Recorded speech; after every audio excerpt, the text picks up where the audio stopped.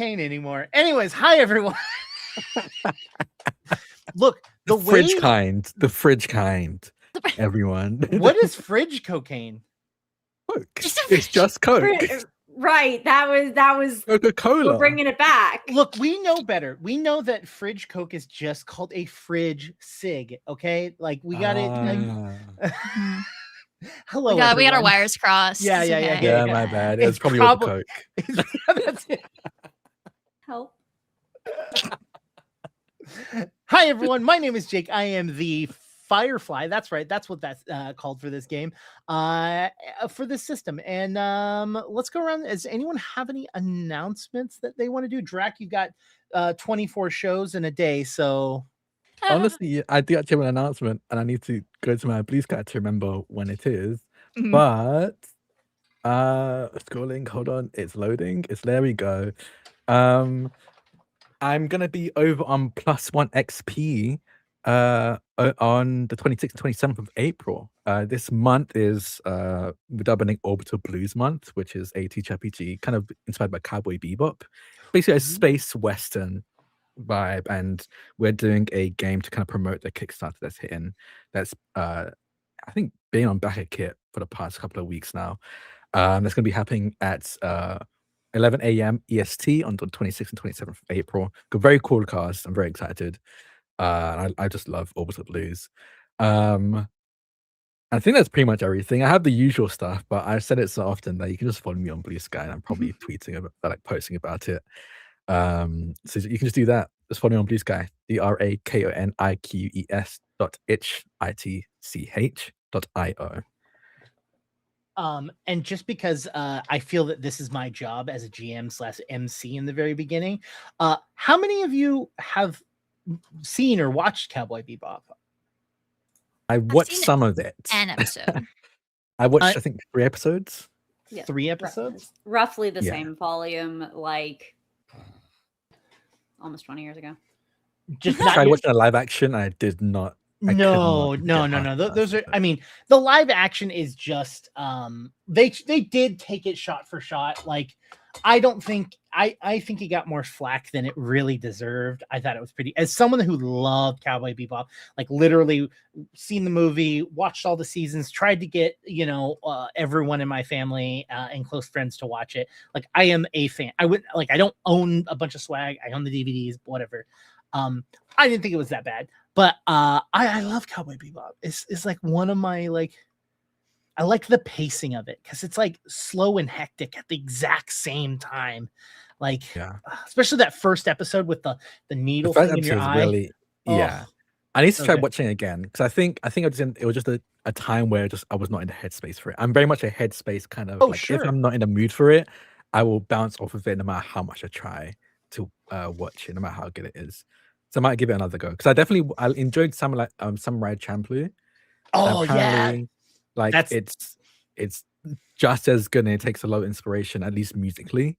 It does, and Samurai Champloo's music is fucking incredible. Dude, Drac, I would be down to do a watch along. I haven't seen it in a while, so I'm down. If you want to find like a weird time where we both are online at the same time, I'm down. If you need the motivation to watch it, like I do love Cowboy Bebop. It is one of my favorite shows. We can do that, and we can kill pirates and stuff like that in yeah, exactly. We should do an anime trade. I watch Cowboy Bebop, and you have to watch one of my favorite anime. I can't think of which one right now off the top of my head I would pick, but I have to watch one that you haven't watched. I enjoy.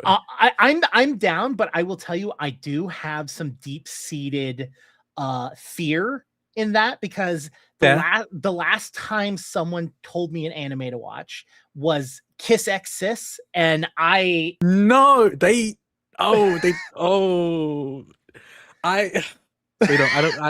they didn't enjoy your company and they were trying to tell you something. You should pick One Piece. No, I have a nice light short watch. I have a life. Real quick. I haven't watched One Piece. I watched the live action. I've been really enjoying the live action One Piece. It is apparently more than a single piece, chat. I've been informed. No, the only anime I've been watching recently is Dandadan. That shit was fucking fire. I love that. Yeah. I'll probably make you watch Free Run, I think, if you haven't watched that already. again, you pick an anime, we will watch it, and I just saying, please do not make my trauma worse. All right. I promise I won't. I think Freeman's a very safe anime.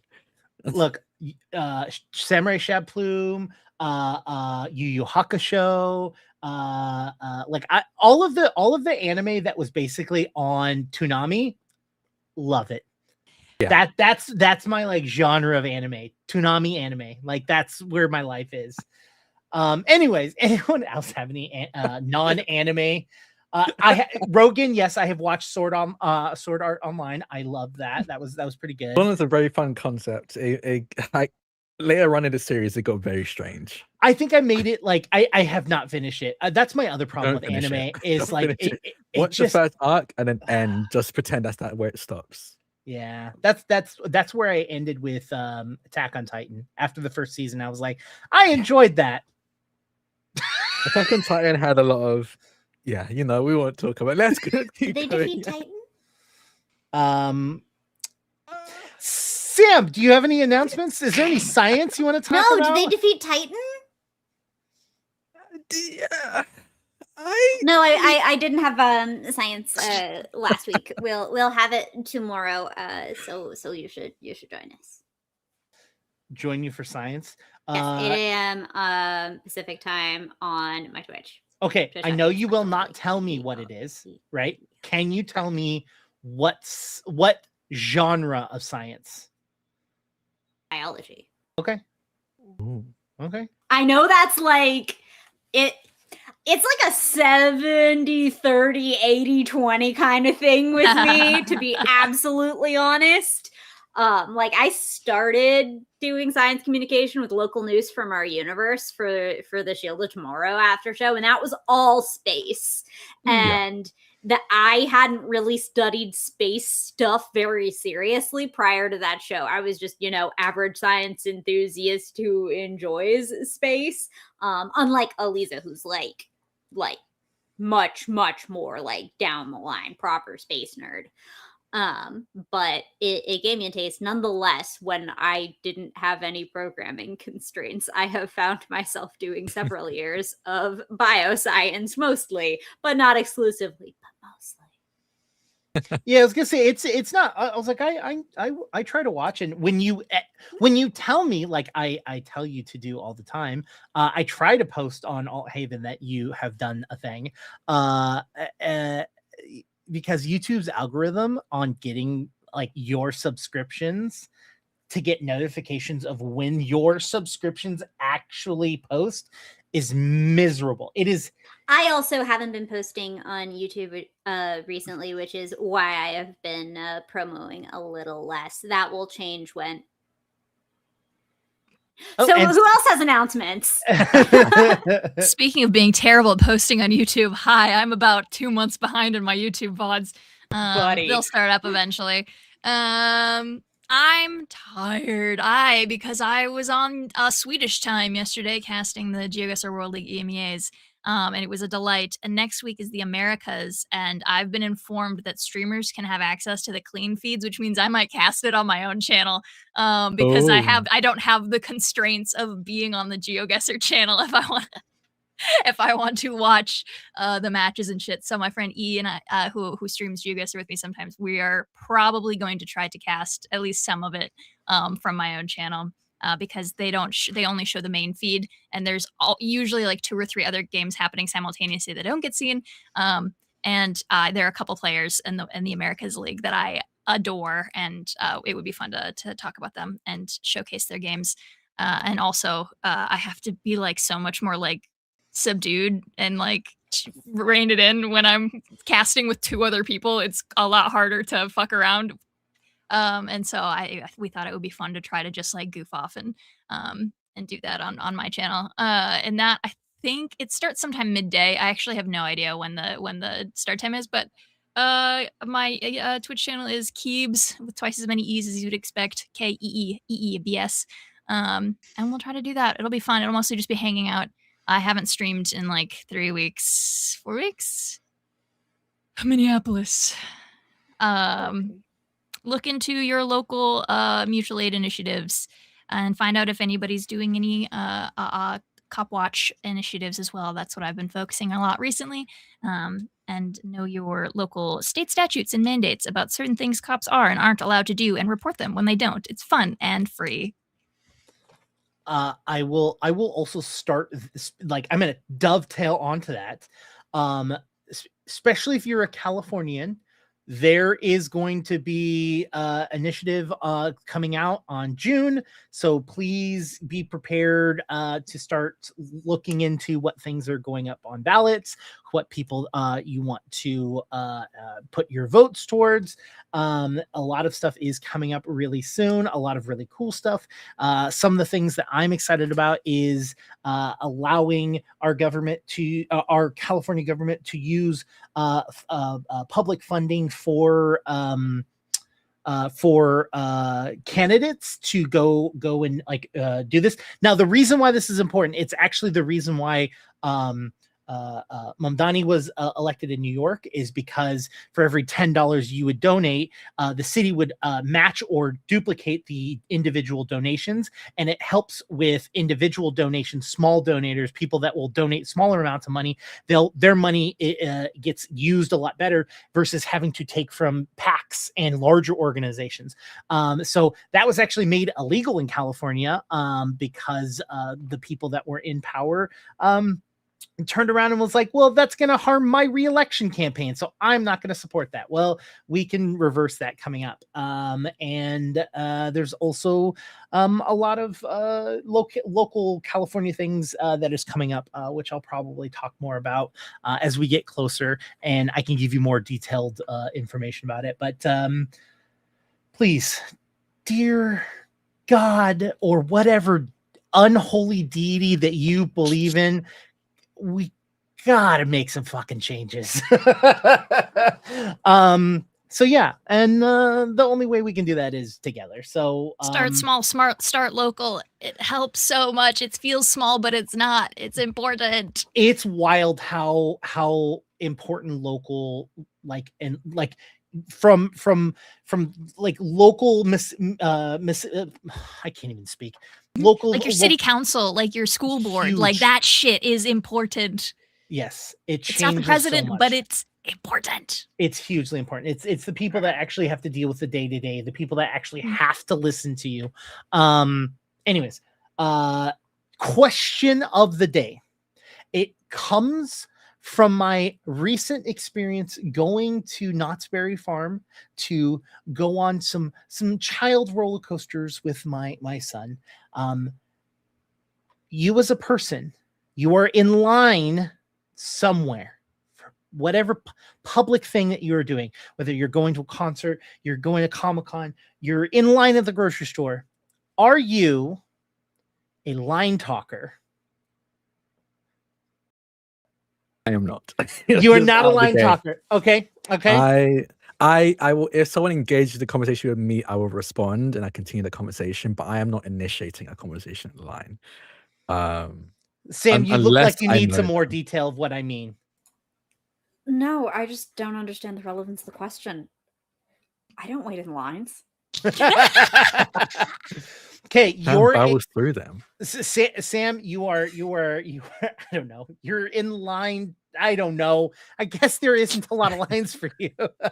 Yeah. You still have to get in line at the grocery store. Do you deliver it all the time? Yo, when I have to so first off, you gotta think about groceries. If you're getting a lot of groceries, you grab a shopping cart, right? Yep. Yeah. So now I want you to picture, as my pups screech for dinner, moving in your wheelchair and pushing that shopping cart. Wow, it suddenly isn't fun when you have to think about where both of your hands go. It's not my favorite. So now, all right, we're already going to be size restricted probably to the little basket that sits in your lap. But also, that thing doesn't necessarily go with you all the way to the car. I had to carry those bags, stabilizing them with my teeth. That's not good. 0 out of 5 dentists recommend that shit. So yeah, we do delivery over here, and I apologize for absolutely dilly squat of it. So no, there's no. So pre-COVID, you and I were in lines at Comic-Con, at like conventions, stuff like that. So you have been in lines. You have been in lines before. That's where the question comes in. Yeah, I keep you company because I would only be waiting in line if I were with someone who has to wait in lines. So I guess that makes me a line talker, but you know, then you can just answer your character. Is Ark a line talker? Sure, yeah. I don't know. What do I know about what people in lines do? I haven't had to worry about that for like coming up on what, 12 years? Lines. So Drac is not a starter, but is a finisher. Okay. I don't start it, but I definitely finish it. Yeah, no, I definitely would. I will continue conversation. If someone wants to make conversation with me, I will do that. But I definitely don't start it. Unless I know them already, but I don't think that's what you're. No. I'm specifically talking about strangers. Yeah. Nokia, 100%. I think Nokia absolutely is a will to make conversation with anyone in line. Even when they very visibly do not want to talk, I don't think Nokia will catch on. I'll just continue like carrying the conversation if they have to. Nokia definitely the opposite of me when it comes to that. All right, Caitlin, what about you? We all know the answer to Lalia is yes, of course. To everybody's detriment and or benefit, does not matter. Probably both at the same time. Yes.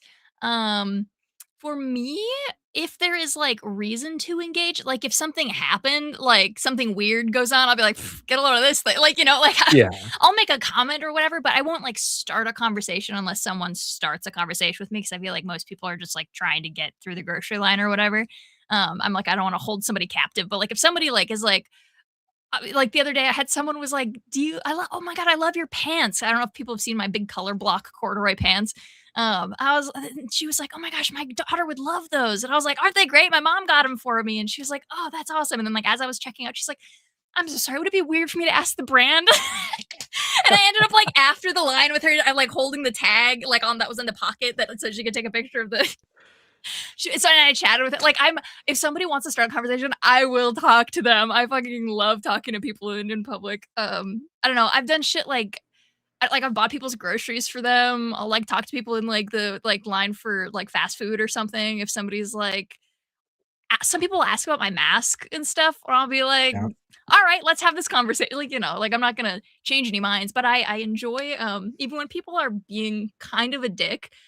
Engaging completely earnestly disarms people so intensely that it is like my favorite thing in the world. Like if someone's like being snippy and I'll be like, oh, say more about that. They're like, well, I'm annoyed. And I'm like, dang, that sucks. Like they like don't know. This is my favorite fucking feeling in the world, is like making someone like reassess how to the social contract and reminding people that it exists. Yeah. And they kind of like have to be like, oh, okay, I guess let me reassess how I'm interacting right now. It's, oh my God, it's my favorite thing in the world. Right, you're a person, and I'm talking to a person and not an NPC. The best ways to do that are in public when somebody is being weird, or in my Instagram DMs after casting GeoGuessr. Look, Caitlin, I did it once. You don't need to bring it up over and over again. Come on, Jake. We talked about this. I do like talking to people once I get to the front of a line. Like my favorite is, can I cheer up DMV and like TSA people? Yeah, right. And like any sort of like customer facing, because they get so much shit from people who do treat them like a social contract doesn't exist.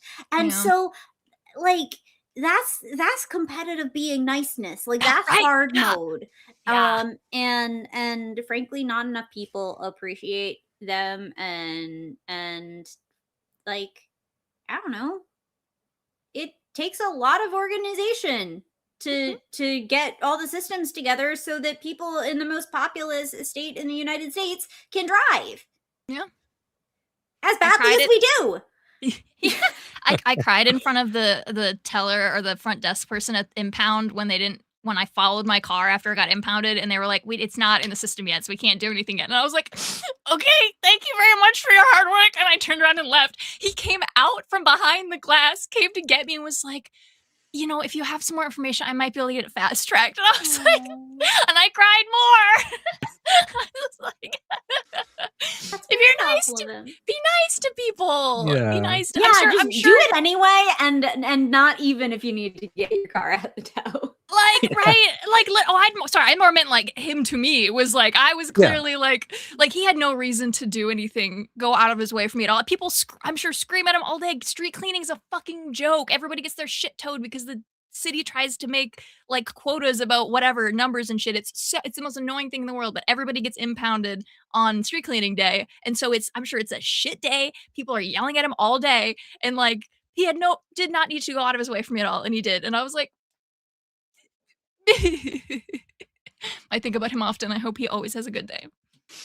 Me too. So, for me, I am definitely a line talker. I don't like actively like force people to talk, but I definitely am like, they have given me an opening. I will strike. I will strike. It just I like talking to waiting in line and like just standing there, especially when it's hot out. I'm just like, I need something to distract me from the wallowing pain that grows within me at all times.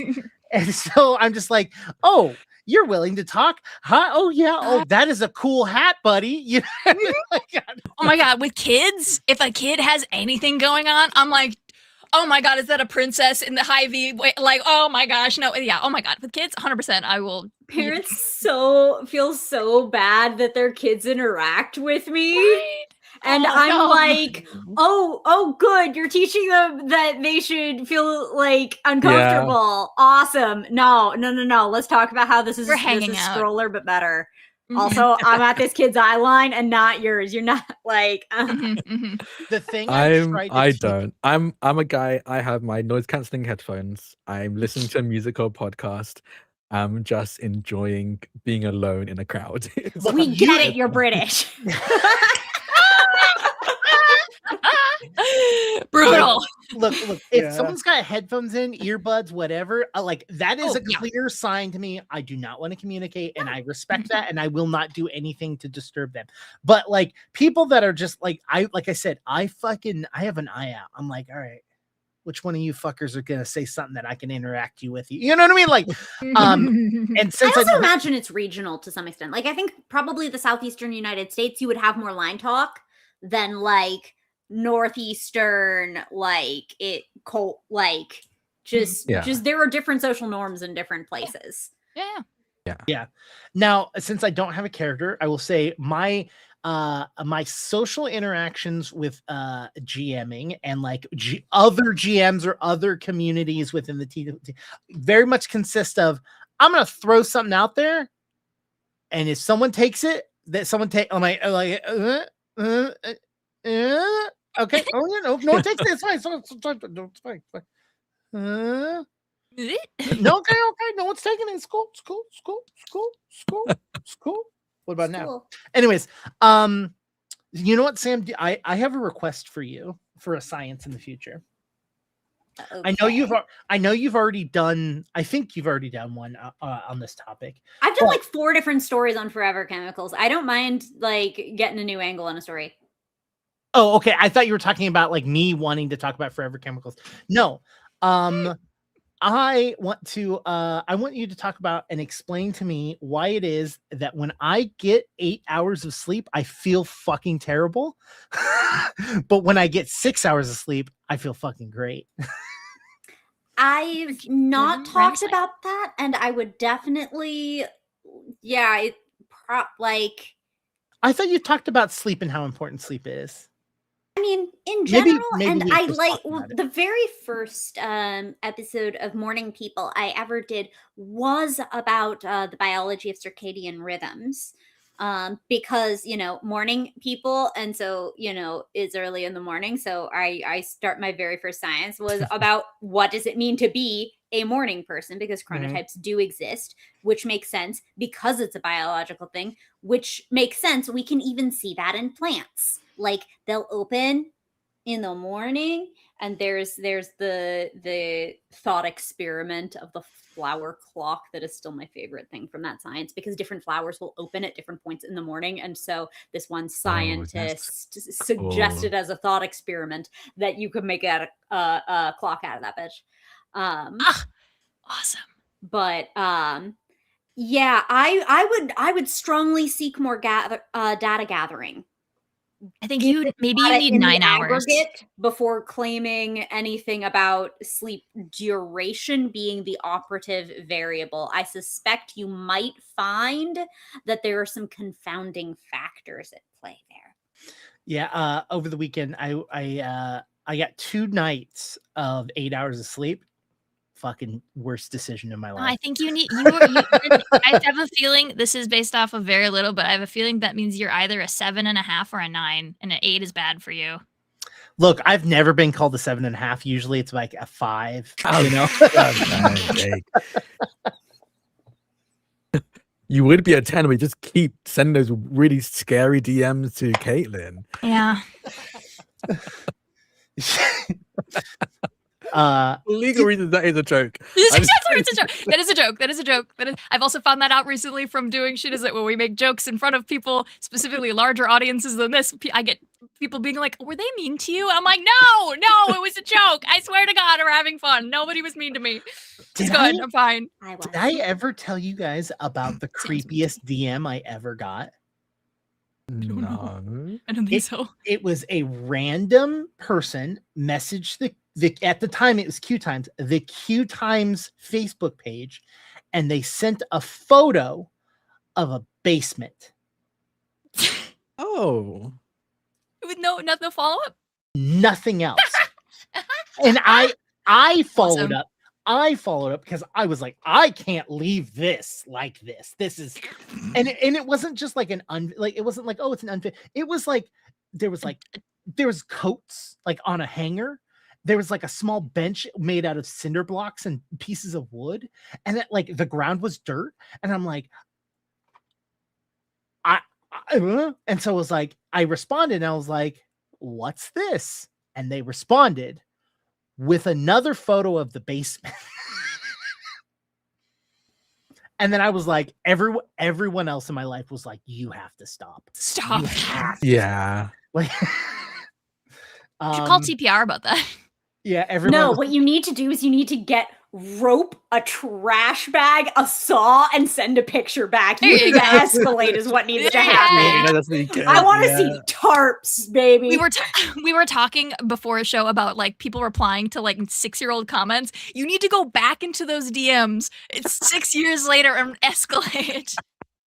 This is a bad idea and don't do it, chat. This is not a real recommendation. If someone sends you pictures of the basement, you do what sensible people do. You find a GeoGuessr who can locate where the basement is. Yeah. You gotta be really good because that's internal. That's inside. You gotta see. Yeah. Some people are really good at inside architecture. It's crazy. They're like, well, this is how Australian XYZ. I'm like, what? Exactly. Like they could probably look at the soil because you said they were just down on the ground, right? They could probably look at the soil and be like, okay, what region? Yeah, I mean, dirt has guessing soil like is this? a thing. Dirt guess is real. Yeah, dirt guessing is a thing. And here's the intro.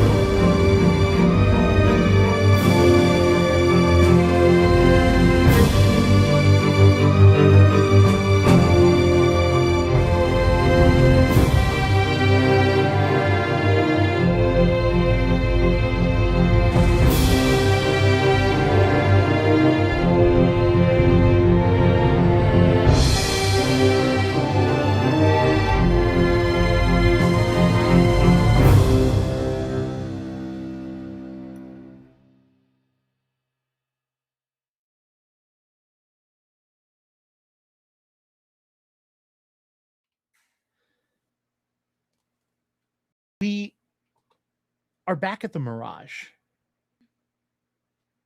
The elevator slowly moving down as a few crew members, excited to find out what's deeper into this building, into this Mirage, when the elevator abruptly stops and the doors open. In the room is a very familiar room that we've all seen, covered in vines, a hallway. They start to cut away at the branches as the elevator is no longer responding. They cut and move towards the end of the hallway, hitting the glass. They look around, confused, trying to figure out any way out of this. And they know that they're going to have to dig up at some point, but they have to get to an outside wall. They turn and they make it to the door. They open the door, and there sits the jar with the heart. It thumps, thump, thump, thump, thump. The viscous blood, almost coagulated blood, sticking to the edge, keeping the heart in place away from the edges itself. And there, right next to it, a radio. What do we do? I don't, that's fucking weird, dude.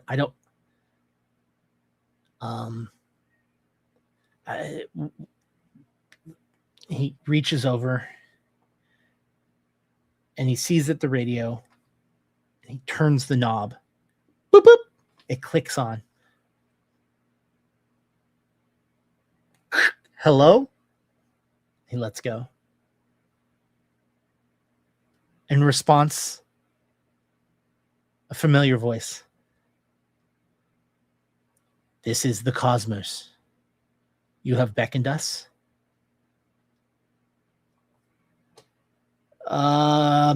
I don't think I beckoned anyone, but what the hell is this place? He lets go. Through a transcending sound coming through the speakers.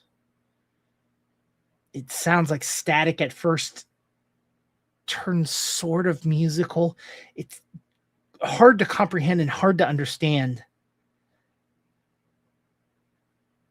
And then the voice comes back on.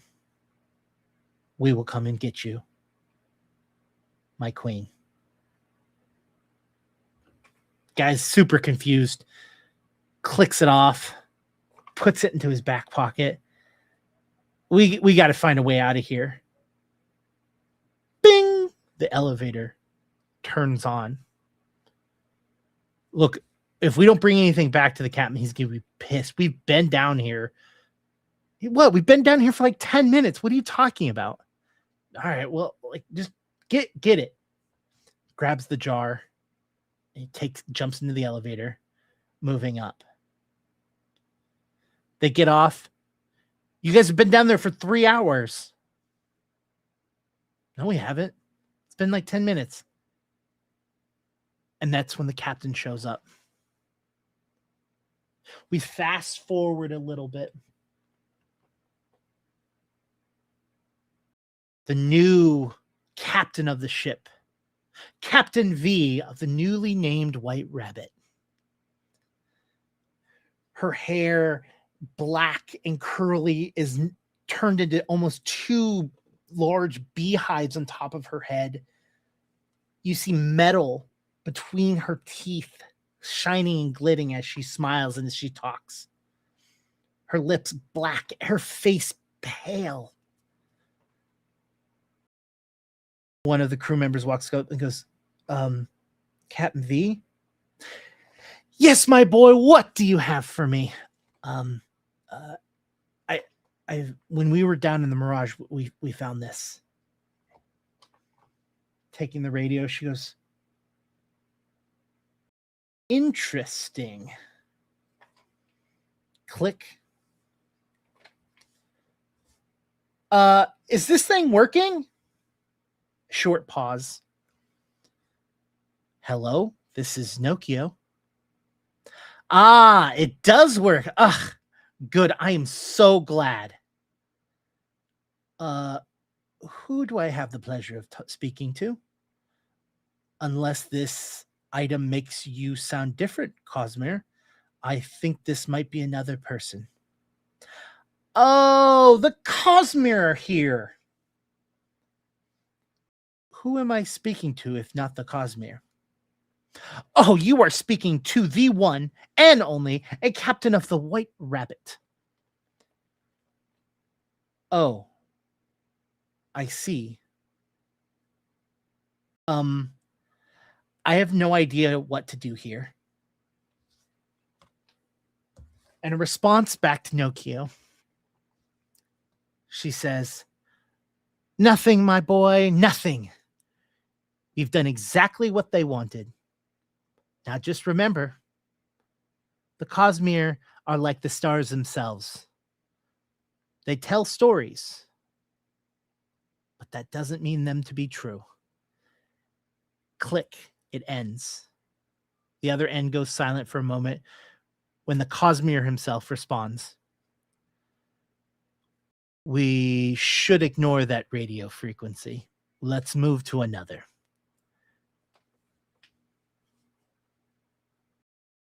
I would switch to another frequency and just hold the button and wait for them to speak.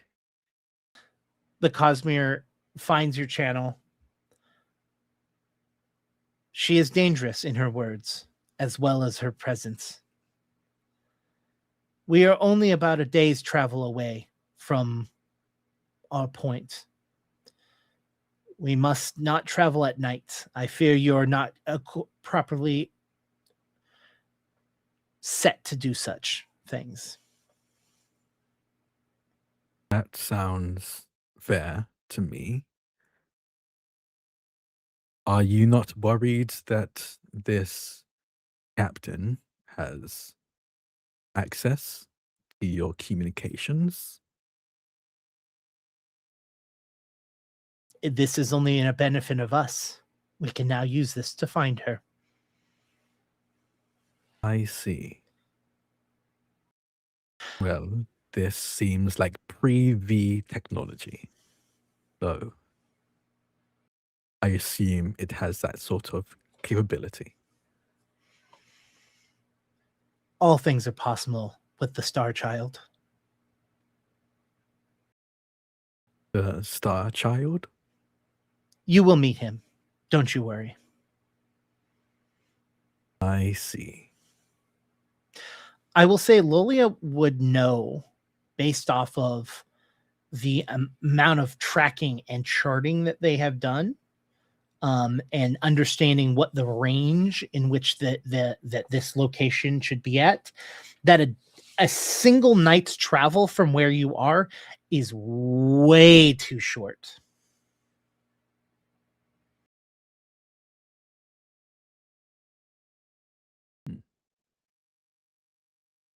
I will trust the guides for now.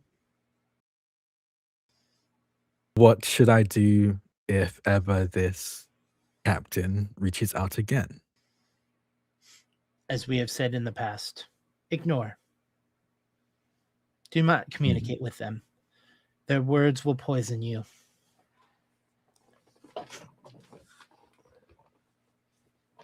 Let us know when you intend to drop anchor. We will do the same and rest for the night.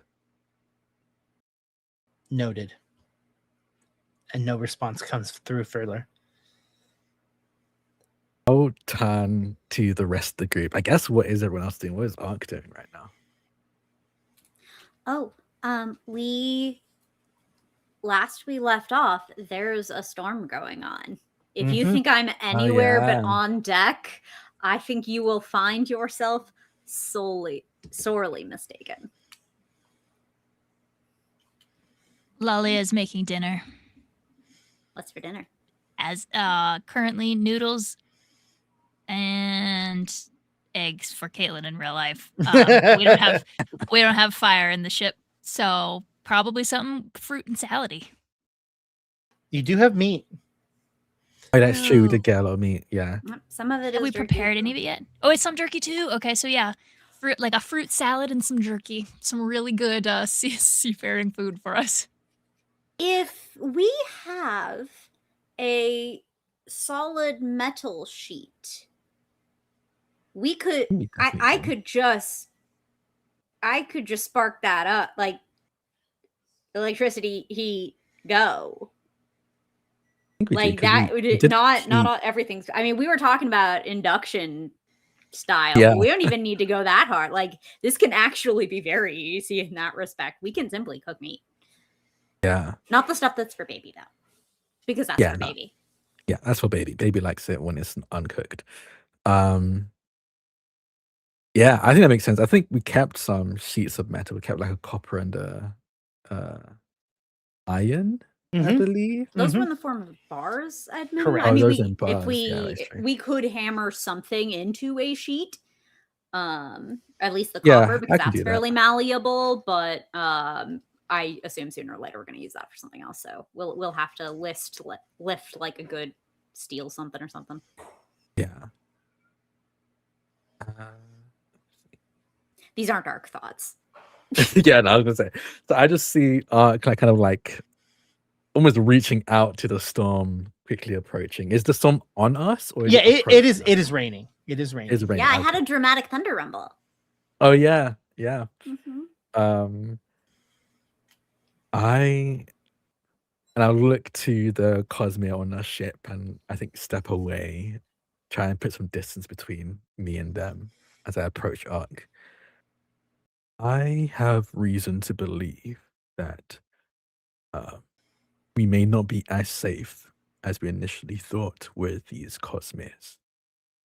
And I know that's already a fairly low bar. How safe did we think we were before with that low bar? Safe in the sense that they were the only party we needed to worry about, I suppose. Do we need to worry about more? Potentially. This lady, was it Lady V? I can't remember. I might be fully making that up. Captain V. Captain V. Captain V. This Captain V person, the one that I believe grew from the art, they managed to contact me through this pre-V technology. The Cosmeres didn't see that coming, at least from their reaction. We may have them to worry about now. How do those work? I do not know. This is pre-verdant. Don't you need another one? I believe so. How did they I get know. the other one? The captain. I don't know. Because didn't Carl say that his crew mutinized or something? Did he have one? We could ask. Because it does make sense that if there's a ship that was taken over, that's a threat. That could be a threat, right? Yes. And that's what worries me. Then we have exactly as many threats as we thought we had. And they go right back to Storm, trying to catch raindrops on their tongue. Every time they do, there's like a spark. Nokia will kind of look down at the kind of, I don't know if they know what this is. I know it's a radio, but I don't think they know what this is. And I don't think the Cosmere named it. I don't think so. So I just look at his pre-V tech. And I think kind of just place it underneath their bell head as they walk over to, I think, Carl. What's he doing? What's his vibe right now? He is annoyed and pissed, and you can clearly tell he's trying to figure out a way to get out. Is the Cosmere that's kind of like watching Carl nearby? The Cosmere is literally standing on the edge with his arms crossed, looking out to the trees. Okay. I'll go up to Carl and say, do you mind meeting me in the captain's quarters? You promise not to try to tie me up so that it's easier for you to hand me over? I think we made it very clear we have no intention of forcing you over to them. Sure. Yeah. Okay. Yeah. Come on. And I think in the captain's quarters, I will close the door behind us. Your time on the ship, did any of your crew members bring in an artifact like this? And I'll again lift my belt up and pull up the radio. No, but if they did, it would have made a pretty penny. Well, the one that led the mutiny against you, this Captain V, contacted me through this artifact. You can see him kind of get a little tense, a little. From what I understand, you need another one of these to do something like that. And until the call came in, I assumed only the Cosmeres had the other. It seems there's more. Not only do they have to have it, but it has to be maintained. There's a battery in there. That's how it's able to power up. Oh. If that battery is left alone, it's a piece of pre-V technology. If that piece of pre-V technology was just left, even if it was in the most pristine environment without outside air or germs or whatever, the battery itself would eventually deplete. It would stop existing or working. So if they had one, not only is it something that had to have been a piece of pre-V technology, it has to be something that was maintained. So someone knows how to use pre-V technology or build more pre-V technology. I see. And is there anyone on your crew that would know that? They wouldn't know their ass from their head if it wasn't for me. Well, that's troubling. That means that either this Captain V is more knowledgeable about pre-V technology, or she has someone that is. And from what the Cosmere said, they seem a little less worried than I feel they should be, because they believe they can find her through this. I'm no expert, but if they can find her, I see no reason why she couldn't find us. He kind of looks out the door, or like out, like towards the direction the Cosmere is.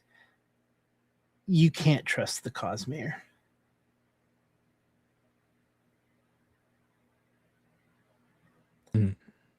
They will tell you what they want to be true, not what is true.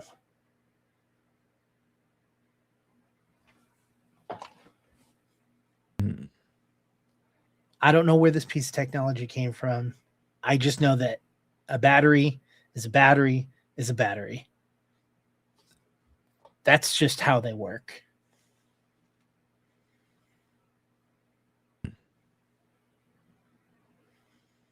Okay. Even if you maintained a battery, it still has a life on it. It doesn't live forever.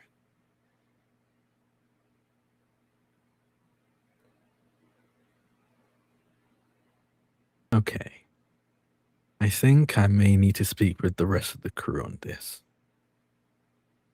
Because at least for me, this has changed things a little bit. Do what you got to do. I'll reach up and tug Carl's hair. Ow, stop it. Looking good so far. Yeah, well, it's not going to look too good if you keep pulling my hair and I lose it, you know? Yeah. I'll open the door and let Carl step out first before I follow. Yeah, he walks out. Where's Lolia right now? You said you're cooking dinner? Or preparing it? Yeah, yes, preparing. Cooking would kind of implies cooking. Yeah, so if we have like, I don't know, do we have like a galley, or is there just like, otherwise she's just like on like any type of overhang as to not get her fluff so damp that she smells like wet moth. And is putting together a big batch, like I said, something salady, I think, like a fruit and a sort of salad with fruit in it, and then jerky as our protein. Lolia. Oh, you're making some salad. That'd be very nice. I've let Ark know the slight change, though it does not seem to have changed their outlook on the situation. But I have been contacted by the Captain V we were warned about by Carl and now the Cosmeres. Oh. Yes, they seem to have reached out through this. And again, I'll show off the radio. Ooh, gimme. I think it is best if I keep hold of this for now. Can you put it right here so I can look at it? I'll hold it like inches away from your face. Yep, and she does like a full, and she wants to see like how well it's been maintained, like how old is it, like is it intact? This is a piece of something that probably came from a delve, and then so she finds it fascinating. I want to use my knowledge of things that come from Rex to see, is there anything weird about this? How this is in its current state? It's extremely pristine, which is very weird on it. Yeah, that's what I figured. I will say that also on the back of it, there is a circle, a silver circle with a straight line on it, which you would all assume to be a flathead screwdriver would go there. It clearly has been used. Okay. Well, it may. Can I?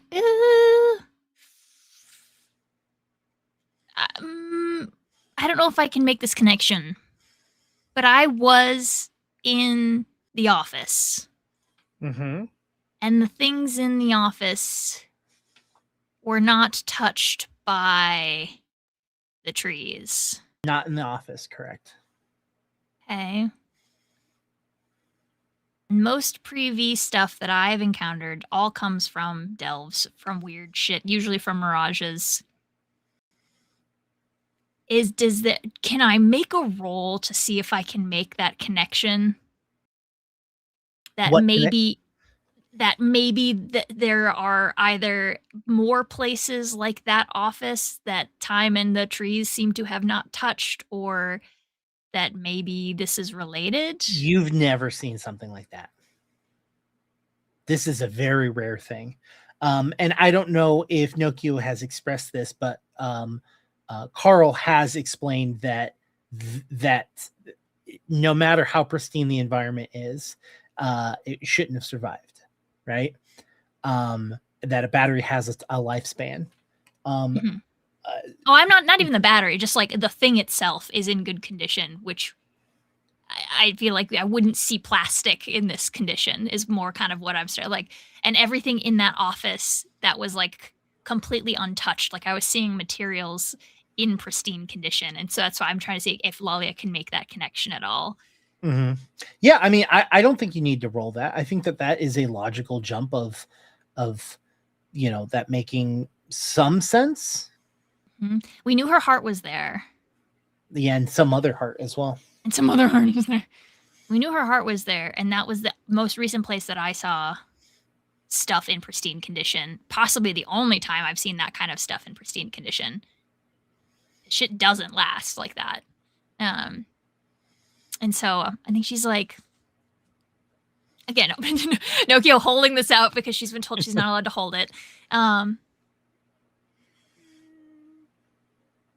No, I don't think they do. I don't think it shouldn't look like that. That's what Carl said.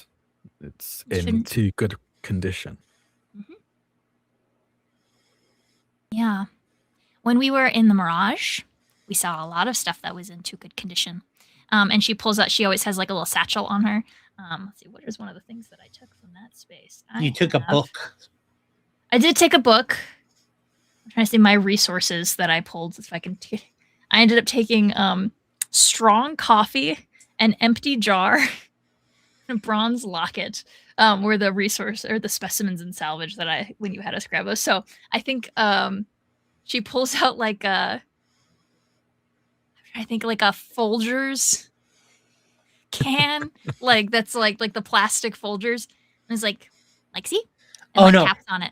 It's metal and has a plastic lid. Plastic lid. There we go. Yeah. If you were to take that lid off, you would see that the tin foil top is still there. I'm gonna investigate this at some point. But look, see, and then she's gonna rummage in her bag and pull out the AOL disc from episode 1. Which is weathered, and it's not the same material, but they're both circles. And she holds them up in front of her eyes like big goggles and goes, "See?" Yes, there's a very clear difference. The trees don't leave things alone, like ever. I've never seen this before, and like of the coffee tin cover, and we'll like snap it back on. Mostly the trees make things look like this, and that has to be pre-V. And so the trees should make it look like the disc. And instead, it looks like the thing me and Ark found in the Mirage. So maybe there's more spots like that. Or maybe it came from there too. I think Nokio kind of just thinks just very quietly for a while. It doesn't move, just eerily still. Their chest doesn't move. They stand like almost like a statue for like a few seconds, and then their head tilts to one side. Dahlia mirrors them. I'm not sure what to do with this information, though. Lillian, Worry. the other piece of information that I had said while you had stepped away, I don't know if you heard it or not, was the distance in which they told you that it would be to get there is significantly shorter than it should be. They said just one night stay, and then you'll see that. Then you will get to the location. You are under the understanding, no matter where on that arc, even if you made a perfect straight line, it would be 3 days. So they know something that we don't, or they're really bad at maps. Yes, I have reason to believe it's likely not the latter. Yeah. How far travel are we now from the Mirage? I think like a half day. Sorry, I'm screwing with my light. I apologize. You're allowed.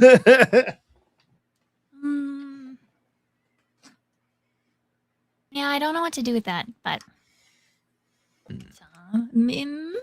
how did they?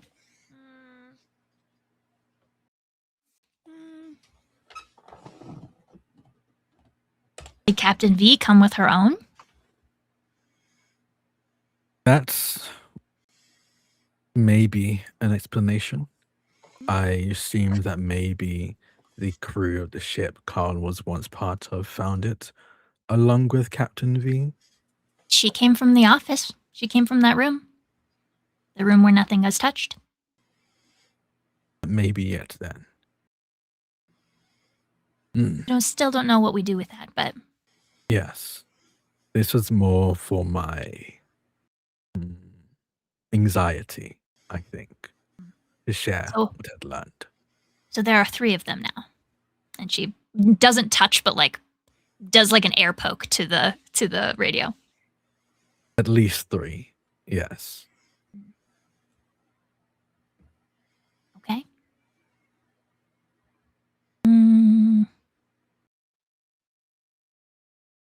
You want salad?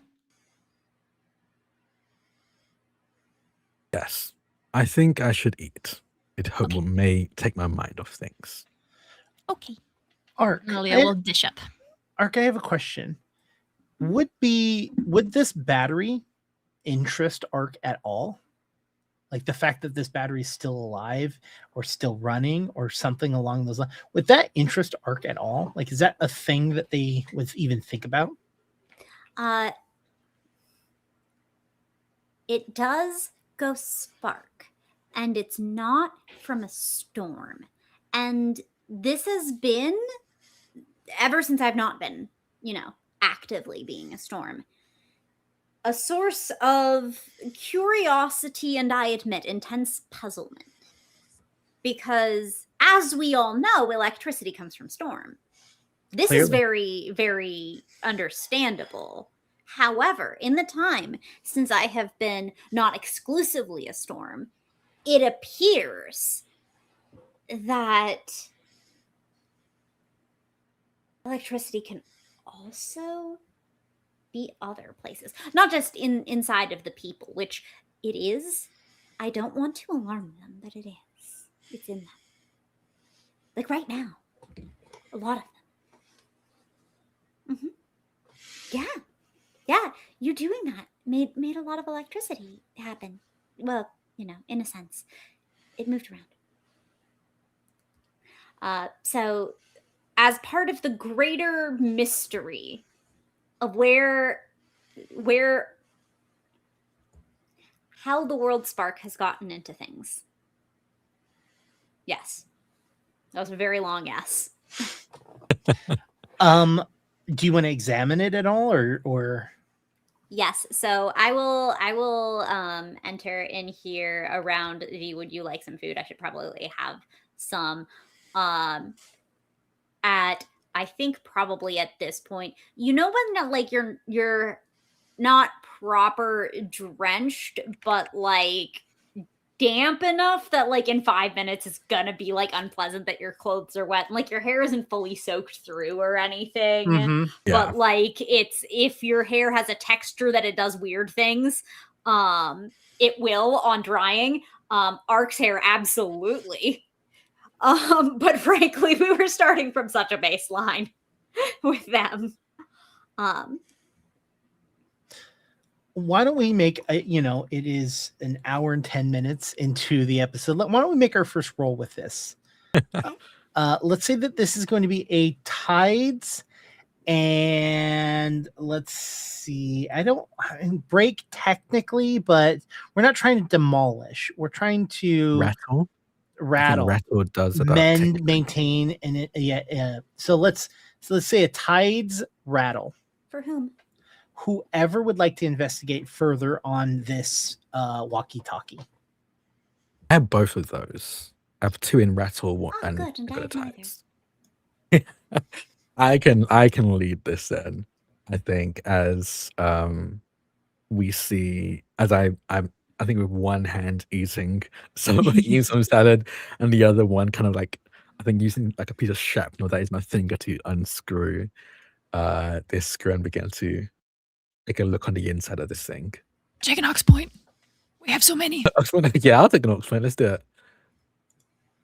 it. Who's giving us this ox point? Roll D9, Sam. 9. That is going to be coming from Leo Ambermain, helping out with the investigation into this mysterious radio. I rolled a 1, 3, 5, and a 6. That was one of those stories where you're like, Oh. Yeah.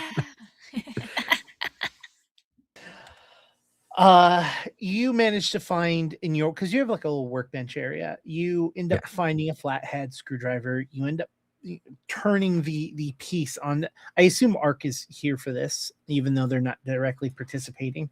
Well, I did just I narrated myself coming on in, so yes,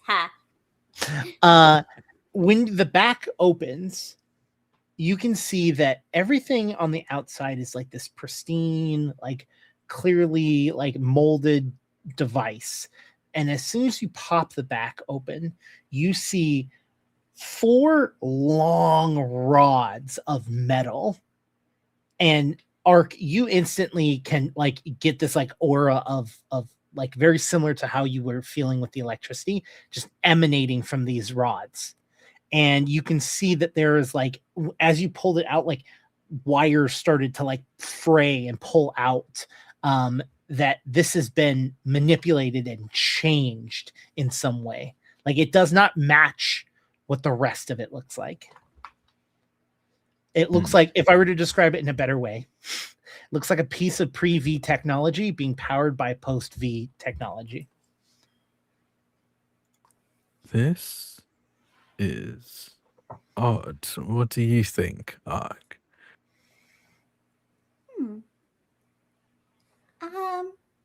This has electricity, but they don't look the same.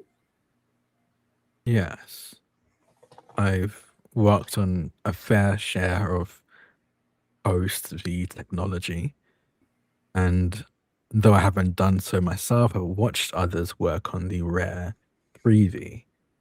But this is most definitely a mishmash of the two.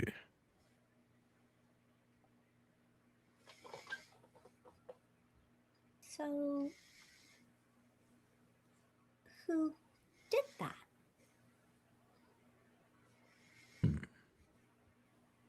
My guess would be the Cosmeres. That would explain why they also had one, and then another one to give us. Yes. But it doesn't explain how the Captain V got one. Yes, that's what I'm still stuck on. Unless the Cosmers gave one. They gave one to us? Maybe. They seem rather against her.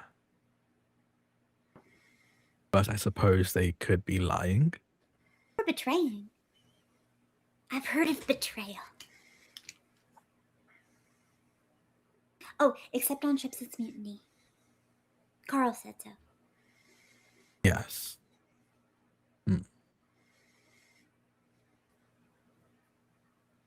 I think we may have plenty of questions to ask the Cosmeres once we make dock wherever they intend to make dock at. They seem to expect us to be at land in a night.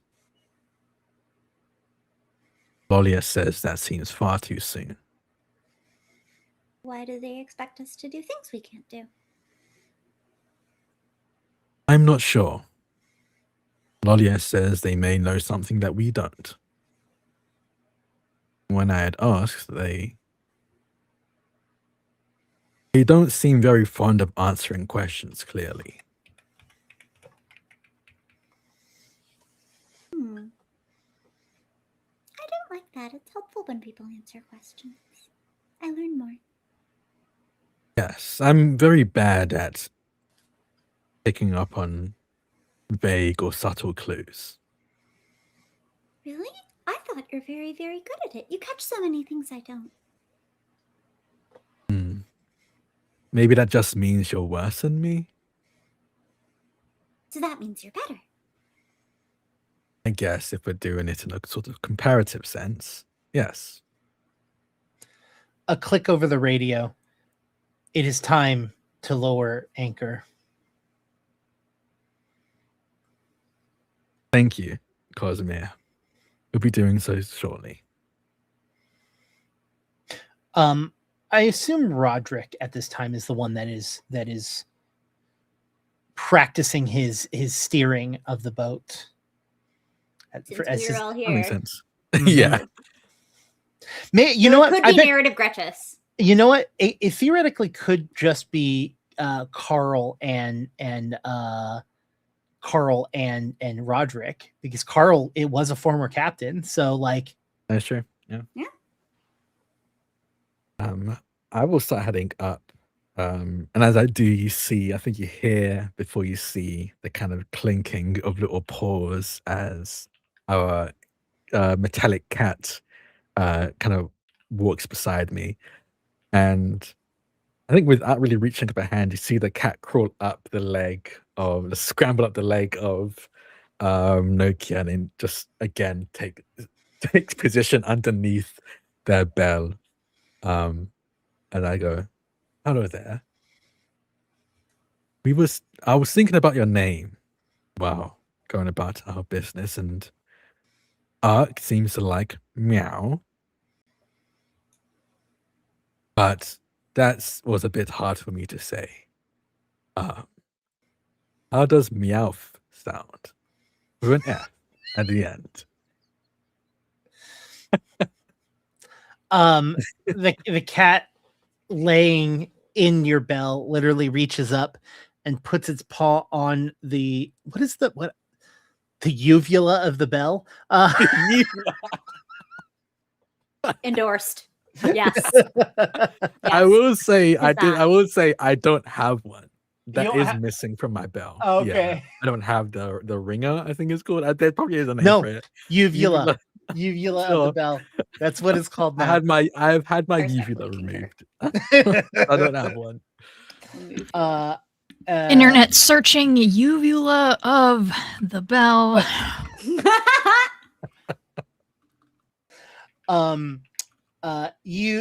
Like, you know how cats have those like really high, like, or like really strong like back kicks, like when they rake something.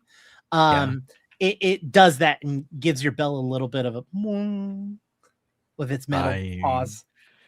I'm going to take that as a yes. Meowth. That's Welcome to right.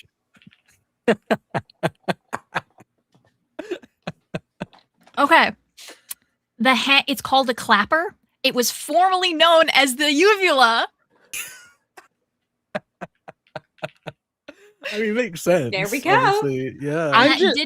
That did show up when I searched uvula of the bell. So I'm just gonna throw this out here. It feels like a uvula more than it feels like a clapper.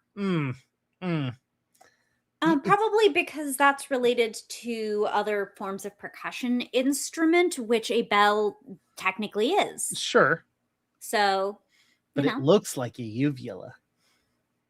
Oh, it's apparently also called the tongue.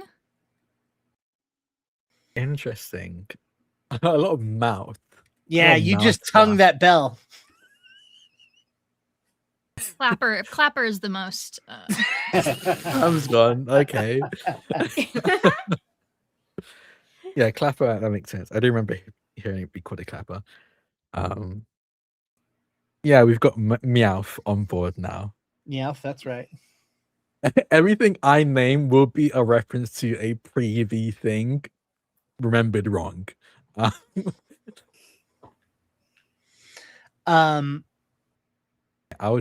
begin to drop anchor. Yeah, that anchor drops and you start to see the sun slowly going over the horizon, turning the sky shades of purple and orange and yellow. As the sun finally peeks back over the clouds themselves that are above you, just catches the rays of the sun at that angle, and just you can see the intricate like a lot of times when you look at clouds, especially when they're enlarged, they just look like a gray splotch. But when light hits it from a different angle, it allows you to actually see like the curvatures and the shadows and the different parts of it. And it just, each one of them gives its own individual slow shade of color. And it is gorgeous. It is beautiful. and night falls on you, and the Cosmer sits down, crosses their legs, places their palms face up, and then they tilt their head back, looking straight at the sky. And they stay like that for as long as you leave them. I have a question. Answer. How frequently do we feed baby? Like, what's the usual dinner time? Do they eat at the same time we do? What's the Yeah, you probably want to feed them daily. That's going to be a thing. So Depends. Do you want a sulky Leviathan? Definitely not. I think as I drop anchor, I think get like a barrel full of meat and begin climbing down the side of the ship to give baby dinner. Roderick looks over at you at Ark and goes, "What's the deal with that?" Oh, supplies. Supplies under the tree line? Exactly. Do you have like an underboat storage? Is that like a pirate thing? We have many pirate things. Gotcha. Secrets. Got it. Okay. What do you mean? I mean, like secrets. I'm very forthcoming. Well, then what's the point I of can be forthcoming if you need. What does that mean? Wouldn't you I like would to like know? to find out. Secrets. This is what I'm saying. Well, have you seen? And we'll point obviously at the lens room where she took him on the first day. That and the where we've started installing the stained glass on that, and we'll point to some of the like one of the say maybe part of the elevator thing that we have, the crane, all came from different ships. So we have lots of things from lots of ships. Gotcha. So you could describe it as any ship, and it would also be part of that, probably. Roderick's Yes. listening. Roderick's listening and talking with you guys, but you can see that he is like turning the incandescent, or not the incandescent, but the bioluminescent like lights on the ship to try and make sure that there's lights. And he goes, "Sorry, still live on that life of superstitions and shadows, you know?" Yeah, it was nice. Pinocchio's definitely putting their life in risk going underneath the tree line at night. Like, that's the scariest thing in the world to me. No, it's fun. You shouldn't. You're newbie. You're baby. But it's fun when Baby you're is not. baby. Baby is baby. But when you're not so baby, it's exciting. Okay. I mean, I've been told that it's super dangerous. That's why it's fun. Nokia, you head down with this barrel on your back, and very similar to what Ark had seen last time, a wagging-tailed 13-foot fox.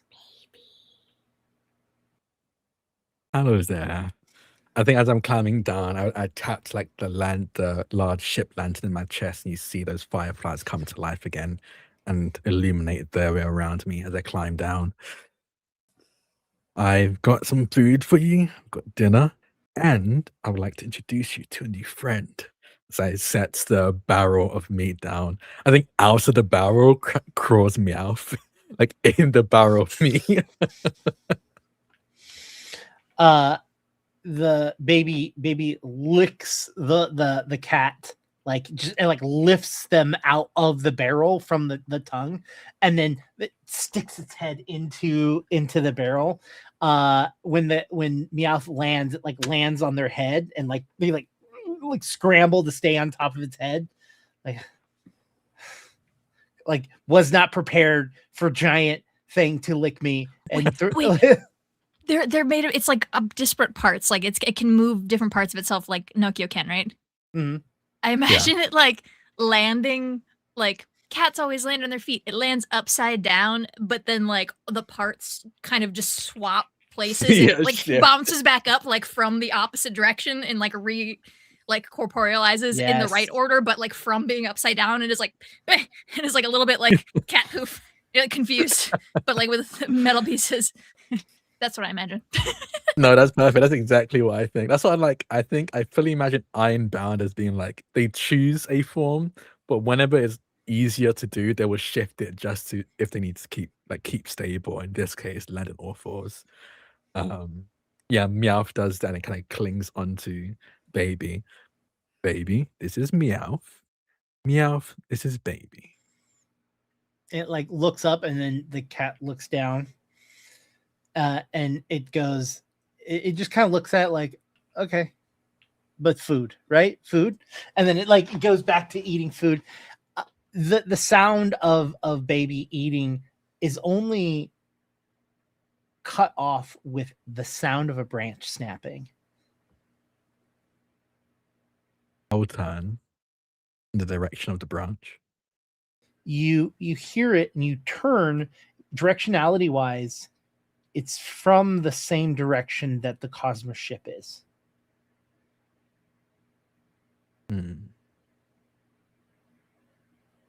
Meowth, stay here. It will... walks backwards onto the fox's back. I'll begin moving towards the sound of this branch. You move closer and your light moves with you. The shadows that it creates cutting through the branches causes them to move as you move. And as you get closer, you stop, waiting to see what's going on, what's there. And you see the shadows move even though you're not moving. They maintain their shape. They just move.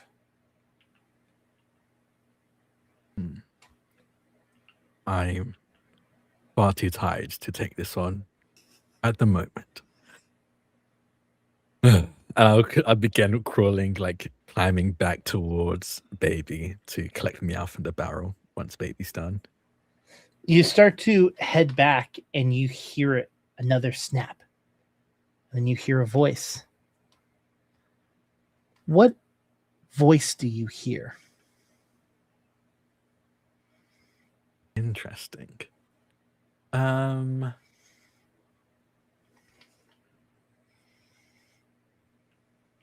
I think I hear the voice of a young woman.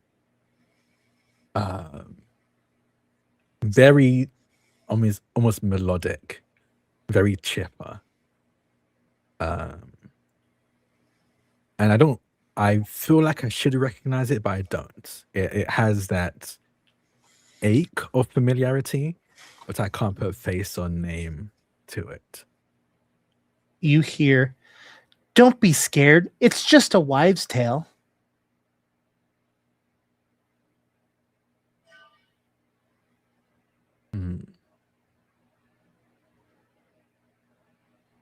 Yeah, I'm a line talker.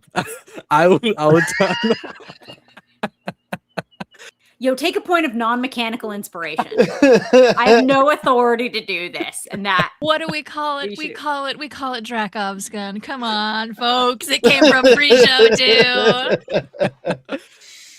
I will stop and turn in the direction of this voice. Hello? What's a wives' tale? You hear a different voice. "I don't care. It's still spooky." Then you hear, Realize. "Help!" in a third voice. Damn it. I'm gonna move towards the voice calling for help. You start to slowly move towards the voice. You see no shape. You only hear sounds. The shadows move and twist around the branches, it feels like. As you move closer, you start to realize that you're not where you remember. When you turn, it feels like darkness and tree line is around every location. You might be a little bit lost. Mm. And when you look down, because you feel something on your leg, the shadows themselves start to wrap around your right leg. And that is where we're going to take our break today. So be back in a few minutes, y'all. Bye. You all had originally seen Nokio's light moving around, and you all knew what it was. This is a common occurrence, a common practice. So unless someone says differently, I imagine none of you are really paying attention to Nokio feeding baby. No, I'm being purposefully obscure with Roderick. Nokio, what do you do when you feel this tendril of shadows slowly moving around your leg? I think naturally I tried to pull away, tried to climb up the tree to the surface of the canopy. When you pull away, you feel it unravel against your leg and move away. You start to climb, but the shadows feel almost elastic around you. As you push against it, it feels almost like it pushes back against you. It doesn't pop. It doesn't it's not like a shield. It feels elastic. And then it's not letting me make any headway, or As if you were inside of a bubble, or not bubble, as if you were inside of a balloon. okay. The further you push up into the shadow, the more tension, the harder it is for you to move. Okay. So I'm not making any headway. I'm not able to climb up. You can, but it feel the further up you go, the slower you move. Okay. And it start, instead of your hands, it's on your body. You could feel every portion of your body that's touching the shadow just pulling you down. Okay. I just keep moving until I can't move anymore. What were the words that you said to it when you heard it say hello? Okay, it said it's just a wives' tale, and Yeah. I said, "Hello, what's just a wives' tale?" You hear your words spoken back to you. Interesting. I think I say that out loud as I hear this. Interesting. A mimic of some kind? You start to feel the shadow below you, like where you were, your light still was shining to where you used to be. It feels like it's now moving up closer to you, but that tension of pushing and pulling and climbing up still exists, even though your feet now start to feel the shadows touch your feet.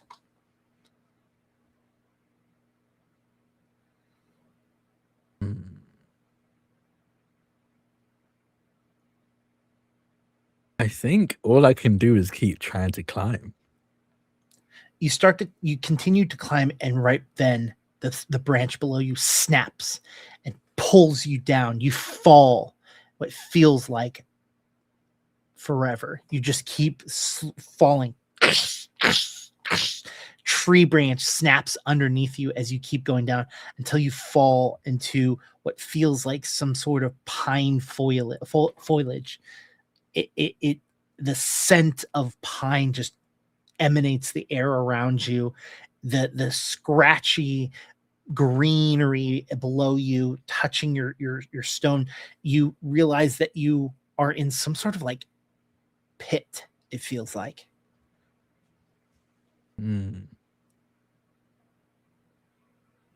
I shouldn't have walked out during the night.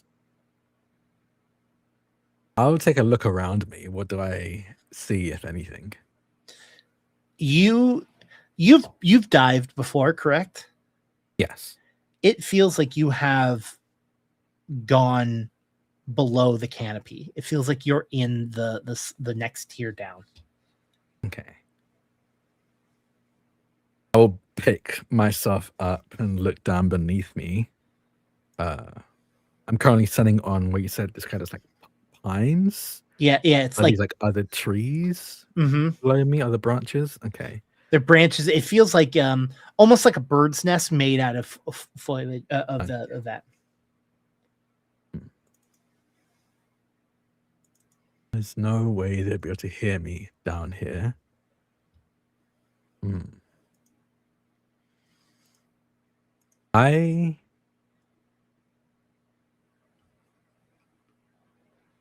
Let's see if I can do something weird here. Always. I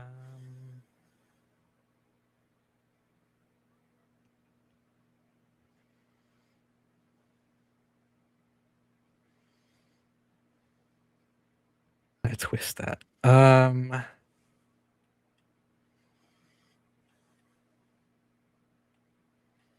Yeah, sure, why not? I'm going to, as I get back up onto my feet, I think back to that familiar voice, the one that I first heard out here, and try to reach into the back of my mind and try to figure out why it aches when I hear it, why it reminds me of something. And as I do so, I think unknowingly, I don't think Nokia does this consciously, but they're going to use a whisper.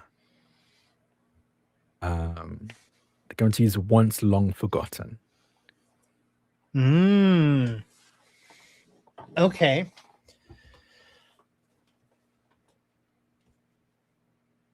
You say these words and it transports you almost. It transports you pre-transformation. You feel full.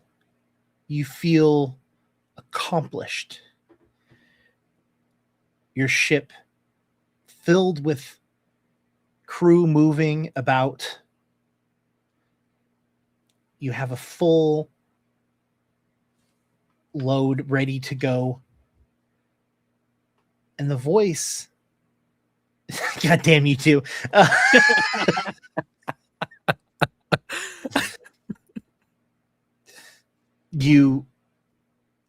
The voice is one of your crew members.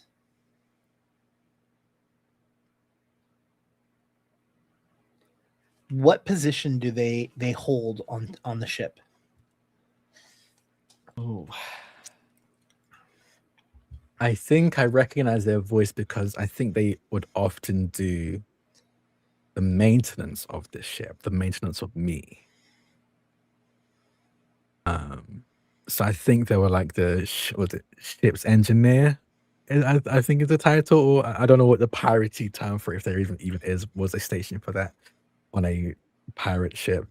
But they honestly, yeah, they were the carpenter of the ship. They kept me going.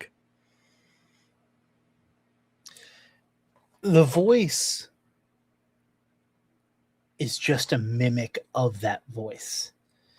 It's words, it's phrases that this thing has heard. But when it speaks, it is voices that only you have heard, not it.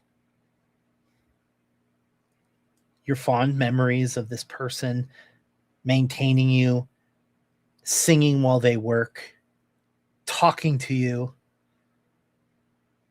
What everyone, every captain, every maintenance person has a nickname for their ship or their car. What was their nickname for Nokia before Nokia was Nokia? Oh. I think it was just a big guy. I like it. How you doing, big guy? You think about this moments when they're like, how you doing, big guy? Looks like that captain scraped you pretty good this time. We can fix you. Don't you worry about it. But something distracts you from this moment. A crow sitting on your bow. Normal at first until it turns and you can see that there's a third arm coming out of its chest. It opens up an eyeball on top of its head. Once you notice it, it flutters off, taking you to another moment where you heard that voice. Oh my God, how many times do I need to tell the captain that he needs to watch the broadside? Come on, every single time. Misses it. I got you, big boy. Starts painting the ship. Then another crow lands on your stern. This one you can see that there are eyeballs that open on its wings. A multitude of eyes. And when it turns its head, you realize that its head has no eyes. You get the faint smell of oil and rancid meat right before you're brought back to the shadows.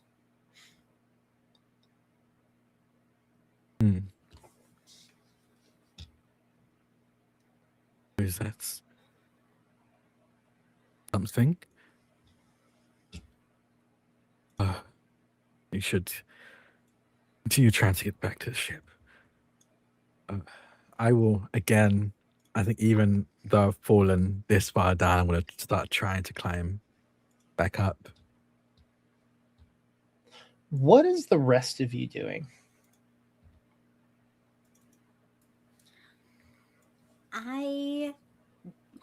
Look, just because I don't know things about electronics, doesn't mean I don't have interest. And Lolly is here. So if I were doing anything I really, really weren't supposed to do with electronics, Lolly would probably stop me. Exactly. Which means that I can just do things with electronics, right? Sure. So is there anything I can... I'm going to be playing with that and figuring out if there's stuff that I can learn from it. The next step really would be to take out these rods. Okay. I'm not going to make you roll for this. This is very simple. A spring is on one side and a nub is on the other. Very similar to a battery. You slide and pop it out. You slide all four of them out. You can see them. The rods themselves look like they have something that's wrapped around them, heat shrunk on them. Very similar to like a piece of plastic that has been melted to fit the shape to prevent them from touching the sides of each other into each other. And just the ends of these rods are bare. You can see that the where they are have been manually like shaped to allow these to fit here. Like this is not what was supposed to be there.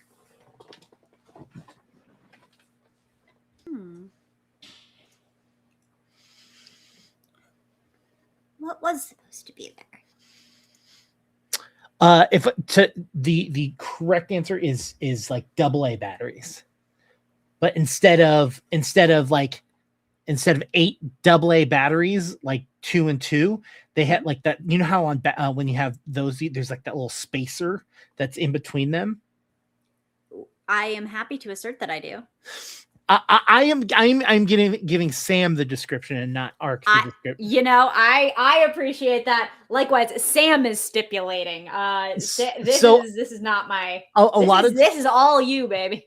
A lot of times when you have batteries that have to touch end to end to give you additional, they have like a little spacer right where one of the batteries would end so that it properly sits in there, so that when you place a second battery, it just doesn't spring outwards, and it's got some resistance. The part that I was informed that was futile. Yeah. The part that is there has been snipped and cut to remove that, to allow the larger rods to fit in there. Oh, Caitlin, you are sharing your screen. We can see your presentation. Okay. And you're muted, so there you go. We can't hear you now. Why would it do that? Probably because there is a screen share button, so it can do that. Interesting. So I guess that's another variant on because it can, I guess is what I'm saying. Sorry, I was just trying to look something up for one of my neighbors, and it you're totally fine. to being on my awesome, cool.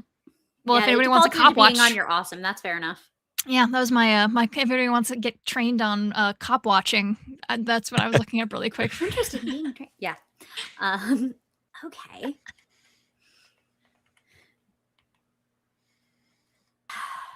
Is there anything unique to the provenance of these materials? Any like, did I observe any of them because Ark is a like daydreamy look around, kind of don't really lock in on whatever they're nominally supposed to be doing kind of individual. So they've been looking around when they were at the Roderick party. They were looking around when the Cosmere were around. They were, I mean, obviously they were looking around at the previous stuff, but I don't think that's what we're dealing with here. The piece of information that you see from this that I think you specifically would have noticed because you are an individual that looks up is that the only markings that are on these rods look like stars. It is Cosmere. I want to tell Nokia that. Nokia has been down below the ship a lot longer than. So I have to go see Baby and tell Nokia that. You climb down the ladder and you find Baby and Meowth, but no Nokia and no light from Nokia. Hello, babies. Where's Nokia? They look over in a direction, and then the cat climbs down and jumps down and like starts like walking, and then stops and turns and looks at you. Oh, I'll go this way. Okay. You start to follow it. This is the best thing to get in trouble is to get in trouble in groups, you know? Look, yep. I'm helping. You hear Nokia's voice say, "Help!" Oh, that's my cue. Then you hear another voice, one that's familiar to you, that says, "Don't be scared. It's just a wives' tale." What's a wife? I'll go forward. I'm gonna specifically try to find Nokia. You continue to move towards the sound of this voice. You start to smell oil and rotted meat. And you get into the same situation that Nokia is in. Shadows surrounding you. Not knowing if that is backwards or that's backwards, you find yourself looking like every direction looks exactly the same to you. Oh. I may have made a mistake.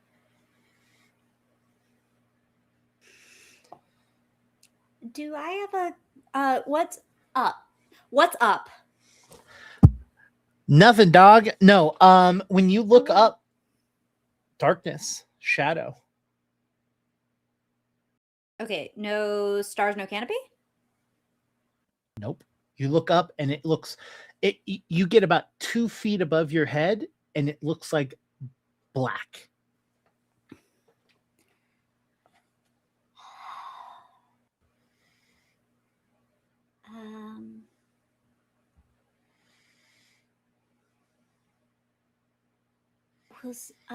So if I were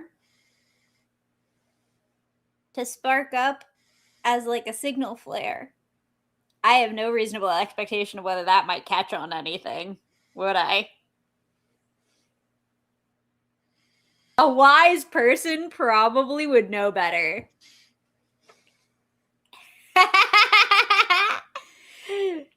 So I do that. Lightning shoots from your finger nails. I put the reference in our Discord. I have been informed. Yes, it is true. I am responsible for this information. You are responsible for me having it. Yes. And I am proud that you have that information. I know you are. As that happens, the space in which you're in brightens and lightens to this bright, blinding white light as it feels like the lightning went up, but you don't see it past that 2-foot mark. Lolia, you see a spark of electricity fly from the tree line up into the air.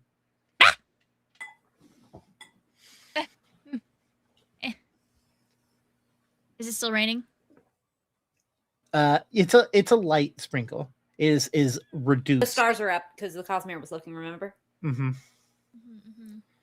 Nokio, I think this is a good opportunity for you to take another mire.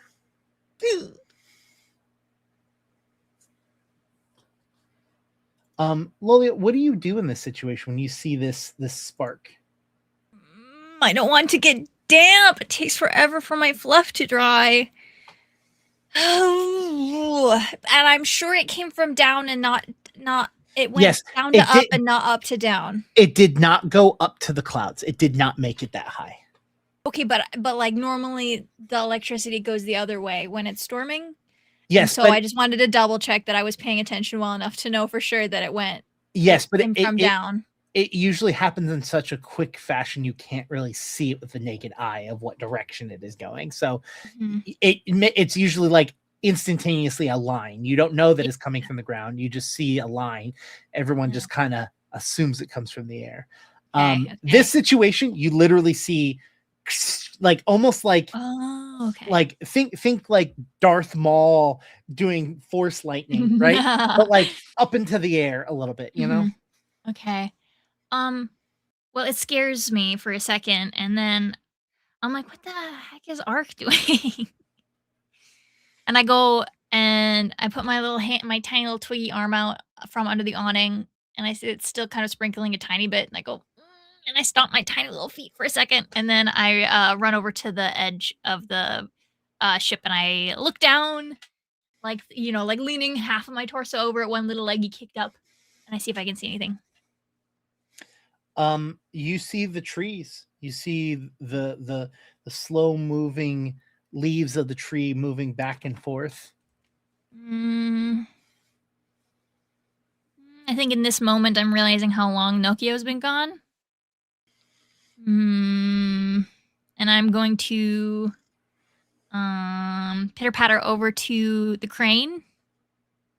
And I'm going to lower the crane down into the trees in the area that I saw the lightning come from. Because I don't want to leave our ship with only strangers on it. Roderick, Carl, and the Cosmere. Cosmere. Yeah, I'm like, I can't. That's just bad. Yeah, imagine only having a Leviathan to protect your ship. Only. like it's one, it's bad hosting etiquette, but like also like I feel like that would just, and I'm, as much as I love a bad idea, I feel like this feels like an irresponsible in a way that Lolia would not feel good about. And so yeah, she's gonna drop the crane into the area she thought that the electricity came from. Roderick comes out and is like, what's going on? I don't know yet, but that might have been an SOS, so I'm gonna find out. And then I'm gonna send the crane down. Roderick looks at you, goes, need me to go get my gun? Maybe, yeah. He goes and gets his gun. Roger, get your gun. Roger, get it.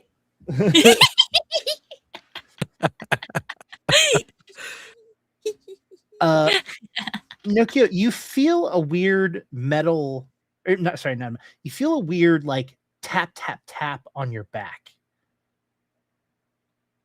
I'll turn to look to my back. And when you turn, you see a crow that was pecking at you. But this crow, literally, its body is normal, except for it's missing its head. Its head is just a ball of eyeballs, just looking in every direction, and a single beak coming out. Oh dear, you've clearly a victim of the Crescent. It taps on you again.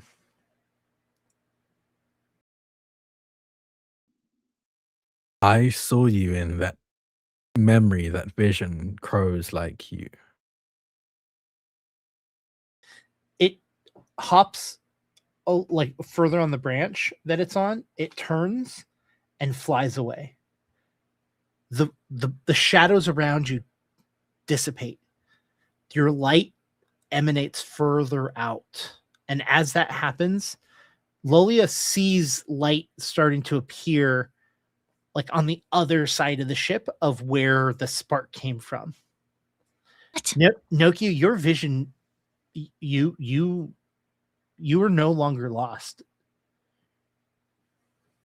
I think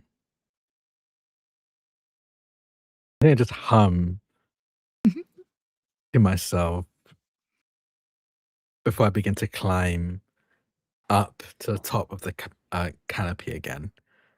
Taking this chance, this visibility I've regained. I'm going to take the chance before something takes it away again. So I'm going to start climbing up. Ark, you start to hear Nokio hum.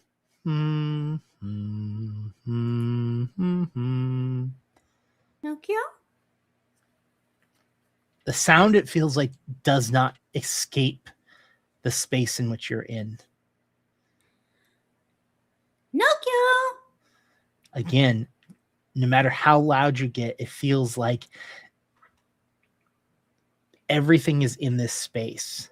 You feel like even the oxygen that you're breathing feels thicker, heavier, almost as if like you start to, not that it's actually happening, but you start to have maybe like even a little bit of fear of like, is this like a balloon? Am I in this stuck space? And the same thing that happens to Nokio, you feel tendrils of shadows wrapping up your legs. Bzz. You shock down, and as you shock down, you start to feel it. The branch that we are standing on cracks underneath the lightning bolt in which you release from yourself, weakening it. You fall, hitting the sides, hitting the edges as you land. When you land, though, you stop hearing anything. It feels like the trees themselves have moved around you, not allowing there to be any sort of gap between them. Even the floor below you feels like it is wood.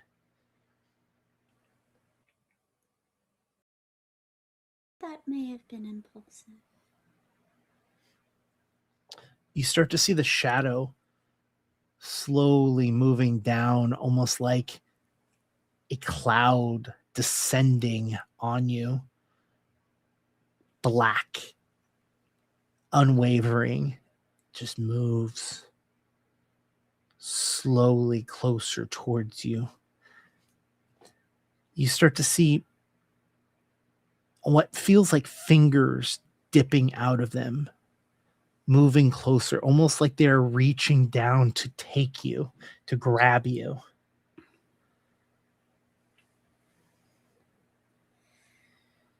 Oh, I've had enough snaps that I know if I perhaps I can't shock every problem. Nokia, you reach the top and you can see the ship. And you see the arm of the ship down. You see Roderick with his gun aimed out and like scoping the horizon. I think as I climb to the top and stand on the canopy of the ship, I'll kind of wave an arm about, and then I think slam a metallic part of my arm into my head to let out a ringing, the sound of a ringing bell to echo out. You see Nokia take his rifle as he's going over. Roderick, what'd I say? Nokio. You see Nokia take out a sniper rifle. Yeah.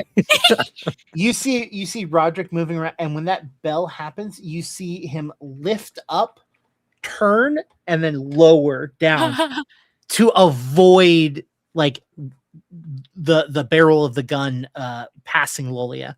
And then when he sees that it's you, he like removes his finger off of the trigger and goes, "Well, I found Nokia." And Lalia spins around with not the same amount of care as Roderick conveyed to prevent bonking her, and she does probably bonk directly into him, and will run to the other side of the ship. And same thing, lean her whole body over the edge and see if she can find Nokio. How close are they? I would say like maybe like 30, 40 feet max away from the ship. Hello? What are you doing? I seem to have gotten lost. Not an issue anymore. I'm found. Okay, well, come back then, because I don't know On where my Ark way. is. So, Oh. hurry up! Oh dear. And I run back to the crane. What is Ark doing as these fingers slowly move down?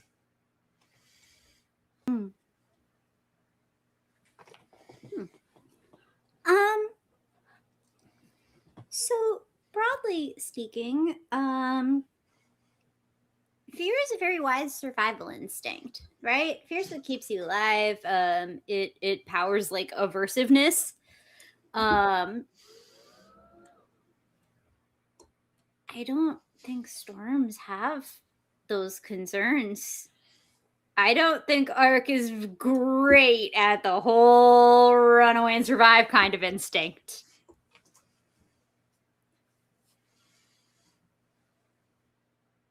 So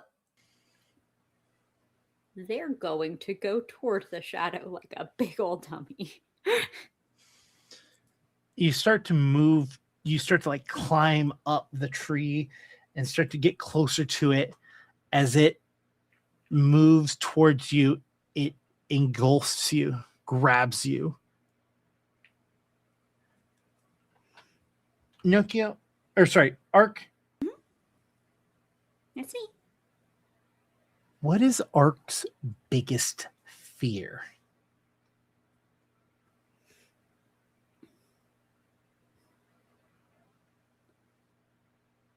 Starting another massive fire. Quick glimpses of flame surround you. Just as every time you blink your eyes, you see the flames, and each time they get higher and higher and wider and larger.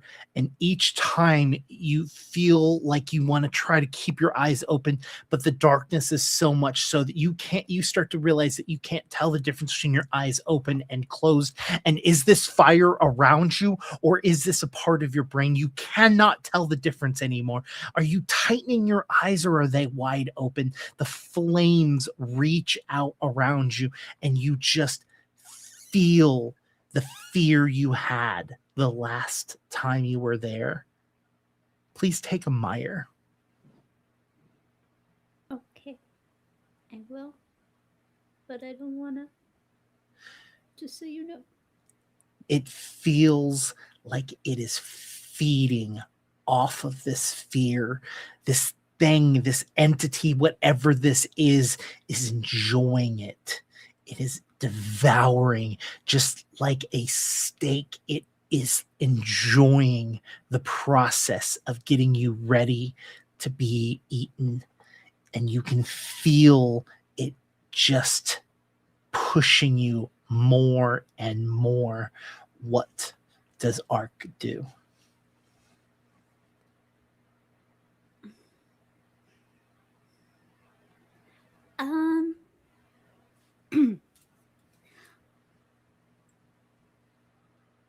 Remembers a conversation they had with Nokia. Nokia, when we talked about how fear works, because you know things that I don't. You were my entry to all of the wisdom of this world.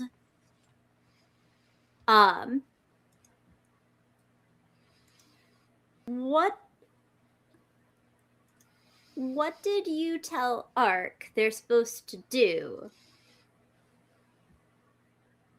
if they're ever afraid? Oh.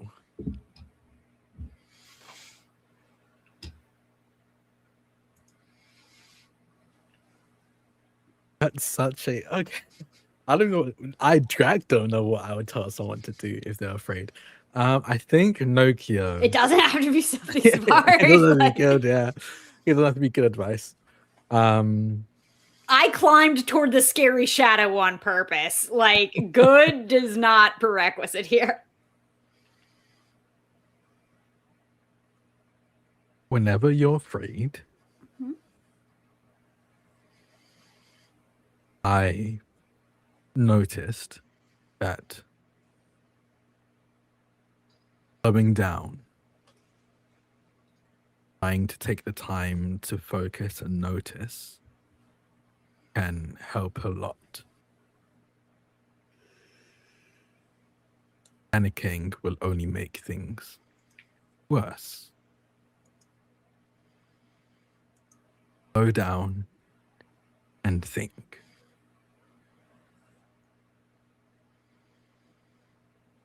I slow down. I think. I notice my surroundings. Because that's what Nokia said. Roderick, when you get to the ship, Roderick goes, what was out there? What did you see? I think the issue is I didn't see anything. I heard voices, one speaking of wives' tales that I vaguely recognized, and the others were voices I'd never heard before. Someone cried out for help, and I felt if anyone is putting enough energy under the canopy to yell for help, it would be best to give it. It's unlikely they had much left. Lolia, you feel the back of a hand like smack your shoulder as Roderick goes, shadows! I told you. She smacks him back. Roderick goes, light. We need light. As much light as we can. We They need have light. I point at Nokio. They No. always Yeah. have light. from the outside, and like Roderick like takes one of the lanterns and just chucks it towards the direction the sparks came from. And as that goes out and bounces and falls down, Ark, you see cut between the burning, like very similar to a green screen. Over here, you see how there's like artifacts because the light isn't there. It's that. You see that the flames start to like dissipate as something light drops down and bounces. It almost artifacts.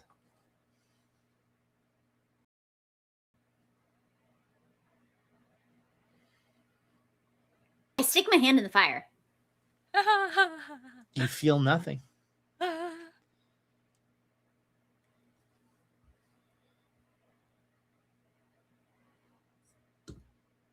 Nope.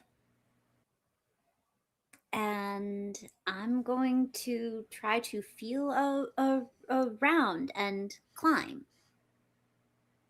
To do things by I don't feel the fire, so I'm gonna try to just get physical feedback.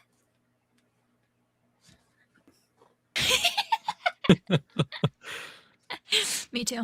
Oh, that took me a moment. I got that. We're getting physical. Let's get physical. Physical. You start to reach out and like you hit like a stick and you can grab onto it and you reach over to the other side and you realize that your surroundings are just a figment of your imagination. Only figment's me. All right, I'm gonna try to climb my way out. Roderick grabs another thing, pulls it off the ship, and chucks it out there again. You this time it bounces and it hits, and you can start to see the outlines of where the branches are, where the trees are. Olia smacks him again and goes, I could just pull the crane up, but we could put a light on it. Stop throwing shit. You don't want the shadows to get Ark. You do that, I'll do this. Things are replaceable. People aren't. And like pulls another one off and chucks it out. Ark, you're able to climb up. I think to escape this, to pull yourself out of this, I think that you need to roll for this. All right, what do I need to roll? Well, you can do this a forceful way with iron. You can try to do this with grace. Or I'll even do instinct. Or sharp. Really? Sharp, instinct, iron, or grace. I have both grace and instinct, but I think every one I've discovered in the process of playing this that if our can do something by instinct, I think they do. Like that has been very consistent. So I'll roll instinct and what'd you say for the wave walk would work. All right, cool. That works for me. Sweet. Or I hope so. Let's find out. That doesn't work for me, actually. Fun fact. Oh no. Have you tried being a garbage? I have. But you haven't told me the results. Do you want to add an aux point? Oh, I just added on. No, I didn't call it ahead of time. Okay. You do not like honor prevents me rolling badly and then trying. No. I appreciate it. You are. I'm more. Well, I'm more so trying to get you guys to use aux points. That is also very good and noble, and like I wish I had thought of it. Sure. Alas. Yeah, you start to climb up, and the artifacting and the space around you was clear momentarily just is becoming fuzzy, and you start to feel what Nokio felt, which is every push further up feels like there is a tension pulling you down, pulling you harder. What is Nokio and Lolia doing in this situation? Oh, I'm coming into the crane. Yeah, I was into like, I the think scoop of the yeah. crane. Fastball special. Let's go. Yeah. Yo. So you climb in it, and you can see as the balls fall down, you can see that like they get caught into different places, like in the trees, and they are casting shadows, and you can see what looks like a bubble of darkness.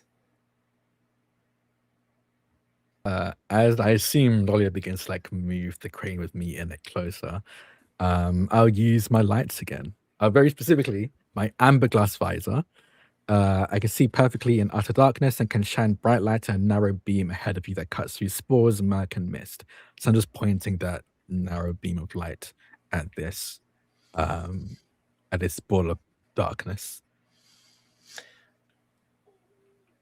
Arc, the space around you becomes blinding. Now you definitely know when your eyes are open or closed, because when they are closed, you can see the light pushing through your eyelids. Oh. It is bright. And when you are there for a moment, you open your eyes and you feel clear. It feels like you can keep moving. Why don't you roll me another one? Okay, thank you.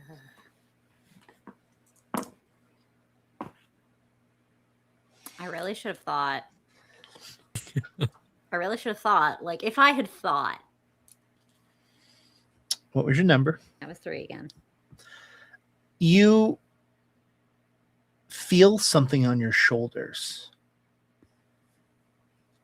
You feel, and if you look, you can see the talons of a crow on each of your shoulders, grasping tightly, so much so that you can feel their talons start to pierce through your clothing and start to stab at your skin.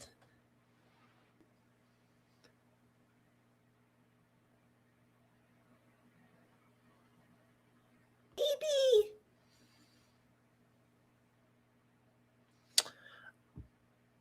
Roll me just a single D6. Now I get a 6. You call it baby, baby, baby.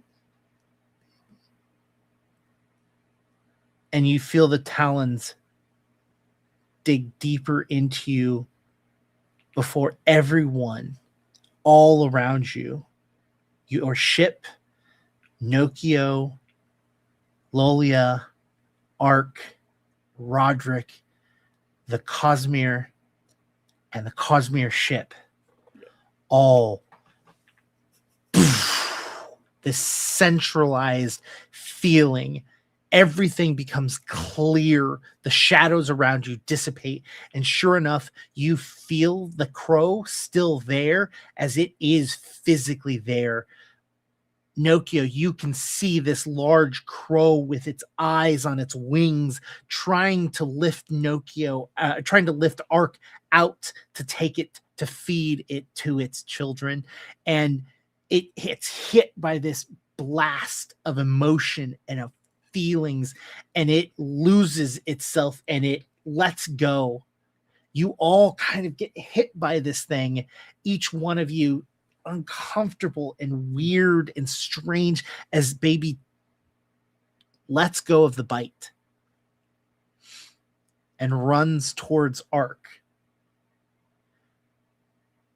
Everyone take another mire. Okay. Hey, it's better than damage. Yes, it is. Baby cuts through and moves. Now, everyone on the ship can see the trees moving towards the location. The three of you know what this is. The Cosmere removes himself from his trance and stands up and sees the trees moving almost like a shark through water. It cuts through the tree line, unable to see exactly what's down there, but knows that there's something there. They all look scared, frightened, almost as if something large is going to come and eat Ark, is going to take its final devouring bite. As Ark, you feel the fox underneath you, taking you with it. The shadow's gone, the crow is removed, and it runs with you on its back. Thank you. Thank you. The Cosmere ship, dark previously, the lights turn on one at a time, and they call out over the radio.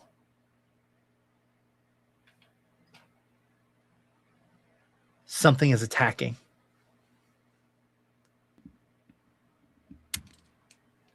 I think it's in your bell head, so I can't answer. I don't have it.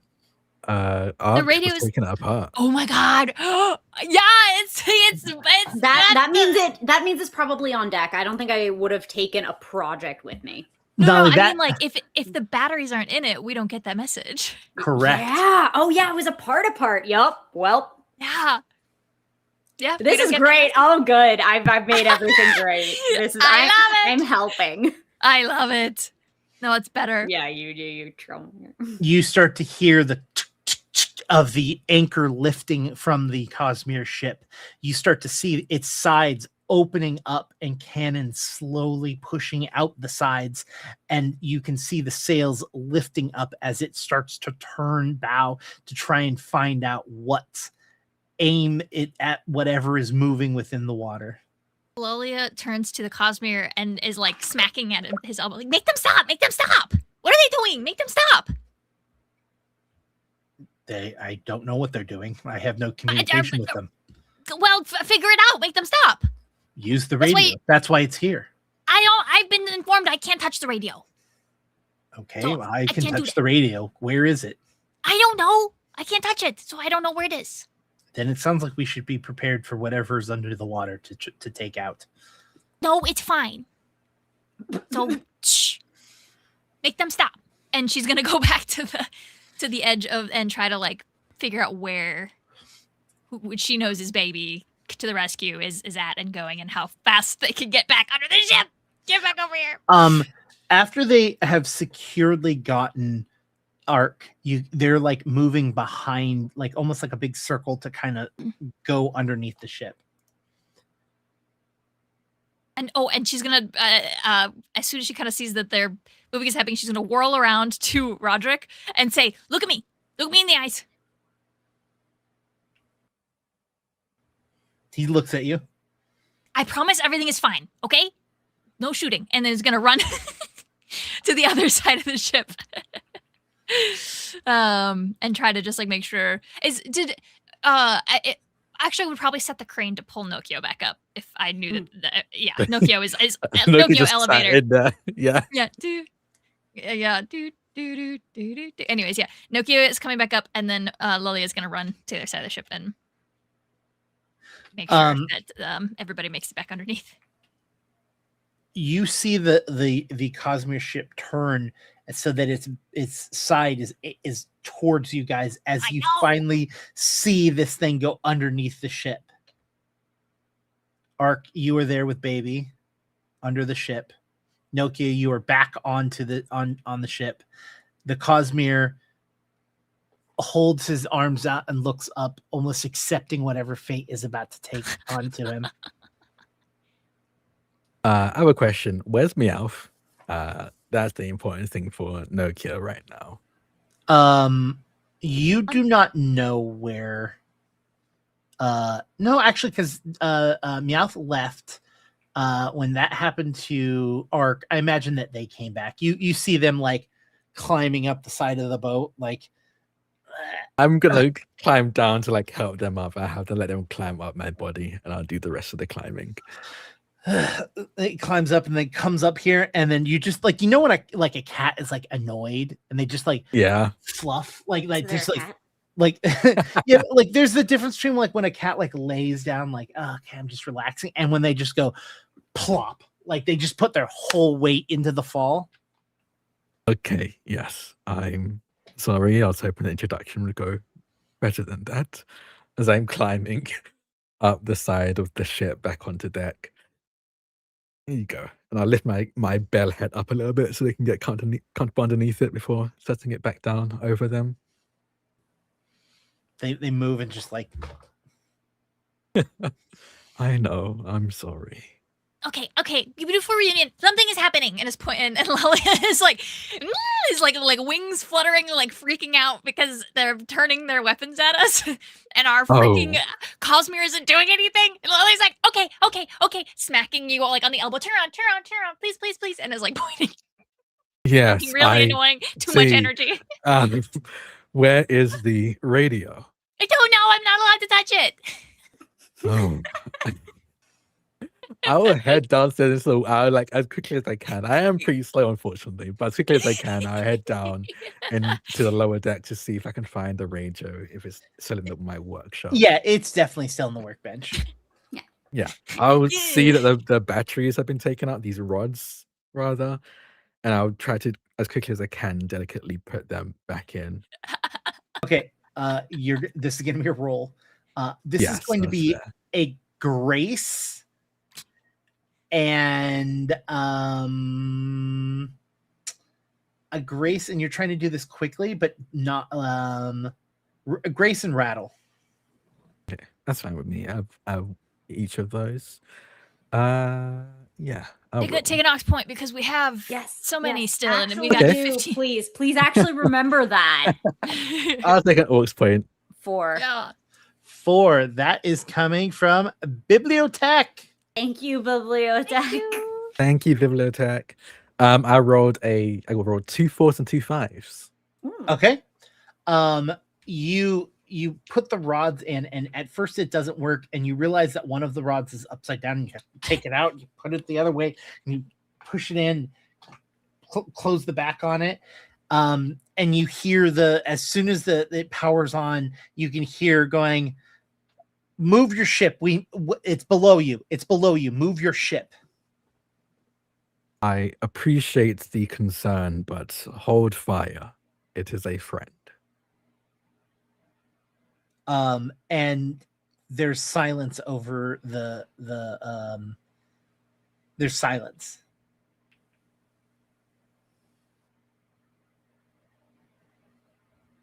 I would go up above deck again, back on the top deck, and see are they do they seem to have stood down, or are they still very much aiming? They're aiming, but they haven't done anything. A little bit. Lolly is standing at the edge, going as like this big on the horizon, like to the ship is going, like not being helpful at all, but is like, actually, hold on. Lalia I am signaling. I can speak. I have signaling. This is my whole fucking thing. Hold on, I forgot. Because she's freaking out. She forgot. That makes sense, yeah. Signaling, an unspoken code broadcast with flags, flares, or signal lamps, often known by experienced travelers, military types, and smugglers, relies partly on color and light, it sounds like. But yeah. So stand down is what she's got. The one lamp we have fucking left after Roderick threw them all into the void, and she's opening like repeatedly, opening close. This will be a roll. This will be a roll because with a 1 in it, you know a smattering of words in this language. So not like a whole sentence, just like stop or stand down. I would say this is probably iron and iron. Yeah, you're in this situation. I think your determination, willpower. You're like focused on doing this. I don't think you're doing this elegantly. I don't think this is grace. I would say veils is to manipulate in veils, social and combat. Sure, I'll accept fails. Okay, cool. Look, I'm not a stickler. We're not. I just trying to want avoid. Yeah. I just want a logic behind it, you know? Yeah, Just give me a I'm trying to avoid combat. Anyways, Oh, I did you would want to like- use Avoid the combat point? by being agitated moth. yes, I would also. Yes, exactly. I would also like an ox point. Sam? 8. Lovely. Yes, you are. Thank you for save. Duran 452. Hey. Thank you. Thank you. For my extra die. For the Okay. sake of baby, thank you. Take a baby. Thank you for save baby. Thank you for save baby. It's a 5. I wanted a 6 really bad. It was a 5. Am I gonna live? Are we gonna die? You see, as you're signing this and you're doing this, you can see that the guns get pulled back, and you hear "Prepare to be boarded" What the fuck? over the radio. She turns to the other Cosmere. You people are so annoying. It's gonna stomp back to the other side of the ship. I will click the radio and just go, we have the citron tea ready. They move their ship next to you, and the Cosmere comes across. You have explaining to do. And I think you do too, actually. What would you like me to explain?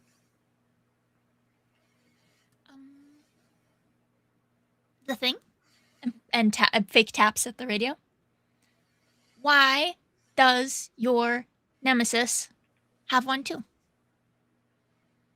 Theft. She is a pirate. Why is this so clean? Again, fake tap. Because we maintain and keep them. It's the best way of communication. Why aren't you more freaked out that your nemesis has one of these? Emotion is not one of my strong points. I'm gathering this. Okay, I'm out of questions.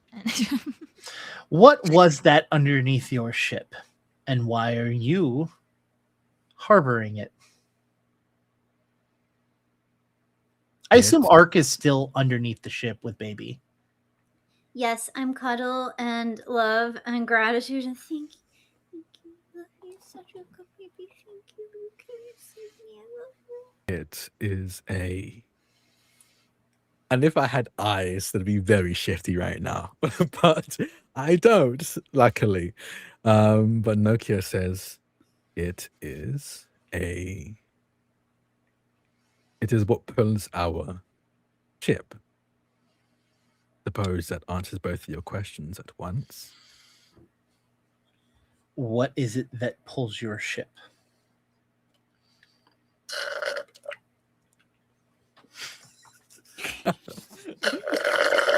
I see you're enjoying the citron tea.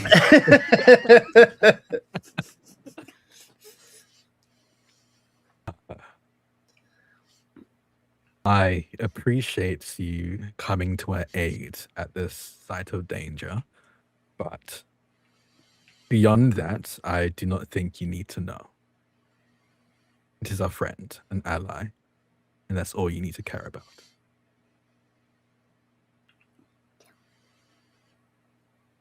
He stands there silent, unmoving, for a point that you're almost like, hello? Like, you know, it's like at that point where you're like, and he finally speaks up. It has been noted. And he turns without saying goodbye, without saying anything, and walks off of the ship. Lalia does a little like when someone like turns their back and you're mad at them and like, with no audio, like no words, but like a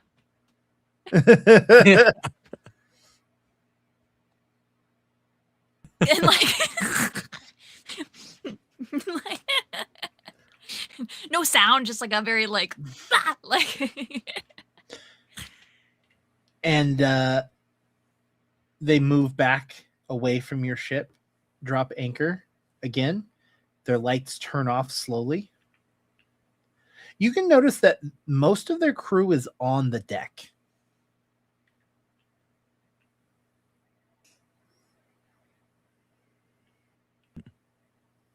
Was this was different from before? It seems like they've all moved to the top of the deck now.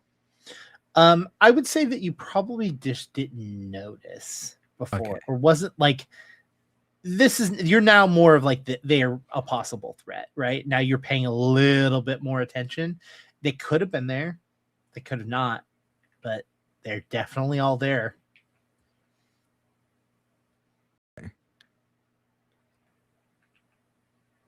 I will, I think, head over to the edge of the ship and call down to Ark. I believe we are in the clear now. You need help climbing up? They I'm make on my no way. effort. They're hugging baby. They're just like, I think they're just on like baby's head, like draped a little bit down the back, and just Nokia will begin to climb down the side of the ship. And I kind of reach down and go, come on, you can climb on my back. You have good advice about fear. And I think I pass out. Oh dear. Which is actually beneficial because I think that's like a little bit of a power down for them, since us making direct contact is not necessarily ideal. Yeah. To be perfectly honest. Especially since you both have Myers right now. And Yeah, I got 2 Myers. I think you're probably passed out, but I think Lolly would definitely notice that some of my metals are rusted, more rusted than before. Definitely a bit slower moving as well. Yeah. Well, Lollia's Meyer currently is outsiders are more difficult to trust, and so that was, Yeah. I think, I wonder why. conveyed quite well. But yeah, Yeah, I'll okay, pick Rusty. up Ark, and I give Brain baby a quick scratch on the head. Thank you, baby. There you are. We'll keep an eye out for you. I'll climb back up with Ark on my back. The rest of the night goes without warning or without issue. Whether or not you yourself takes that in peace, or whether or not you all stay up watching, waiting for something to come back, or the Cosmeres to do anything. But either way, the night continues uneventful. When morning comes, the sun has barely risen when over the radio you hear, "We're heading out in 5. I'll click. Sounds good. Sure enough, 5 minutes passes and their boat continues to move on. You follow along, and as you move, you don't see any land. You're supposed to be a day away. And as the afternoon hits, you see something. Far on the horizon, a dot at first. But as you move closer, you realize that this is not land, but a galleon. A massive ship. Multiple sails, multiple weapons. The flags, black with gold stitching. A single moon with a face on it, and a star within it, a crescent moon, more specifically, with a face and a star in the center. And over the radio, you hear, "We have arrived."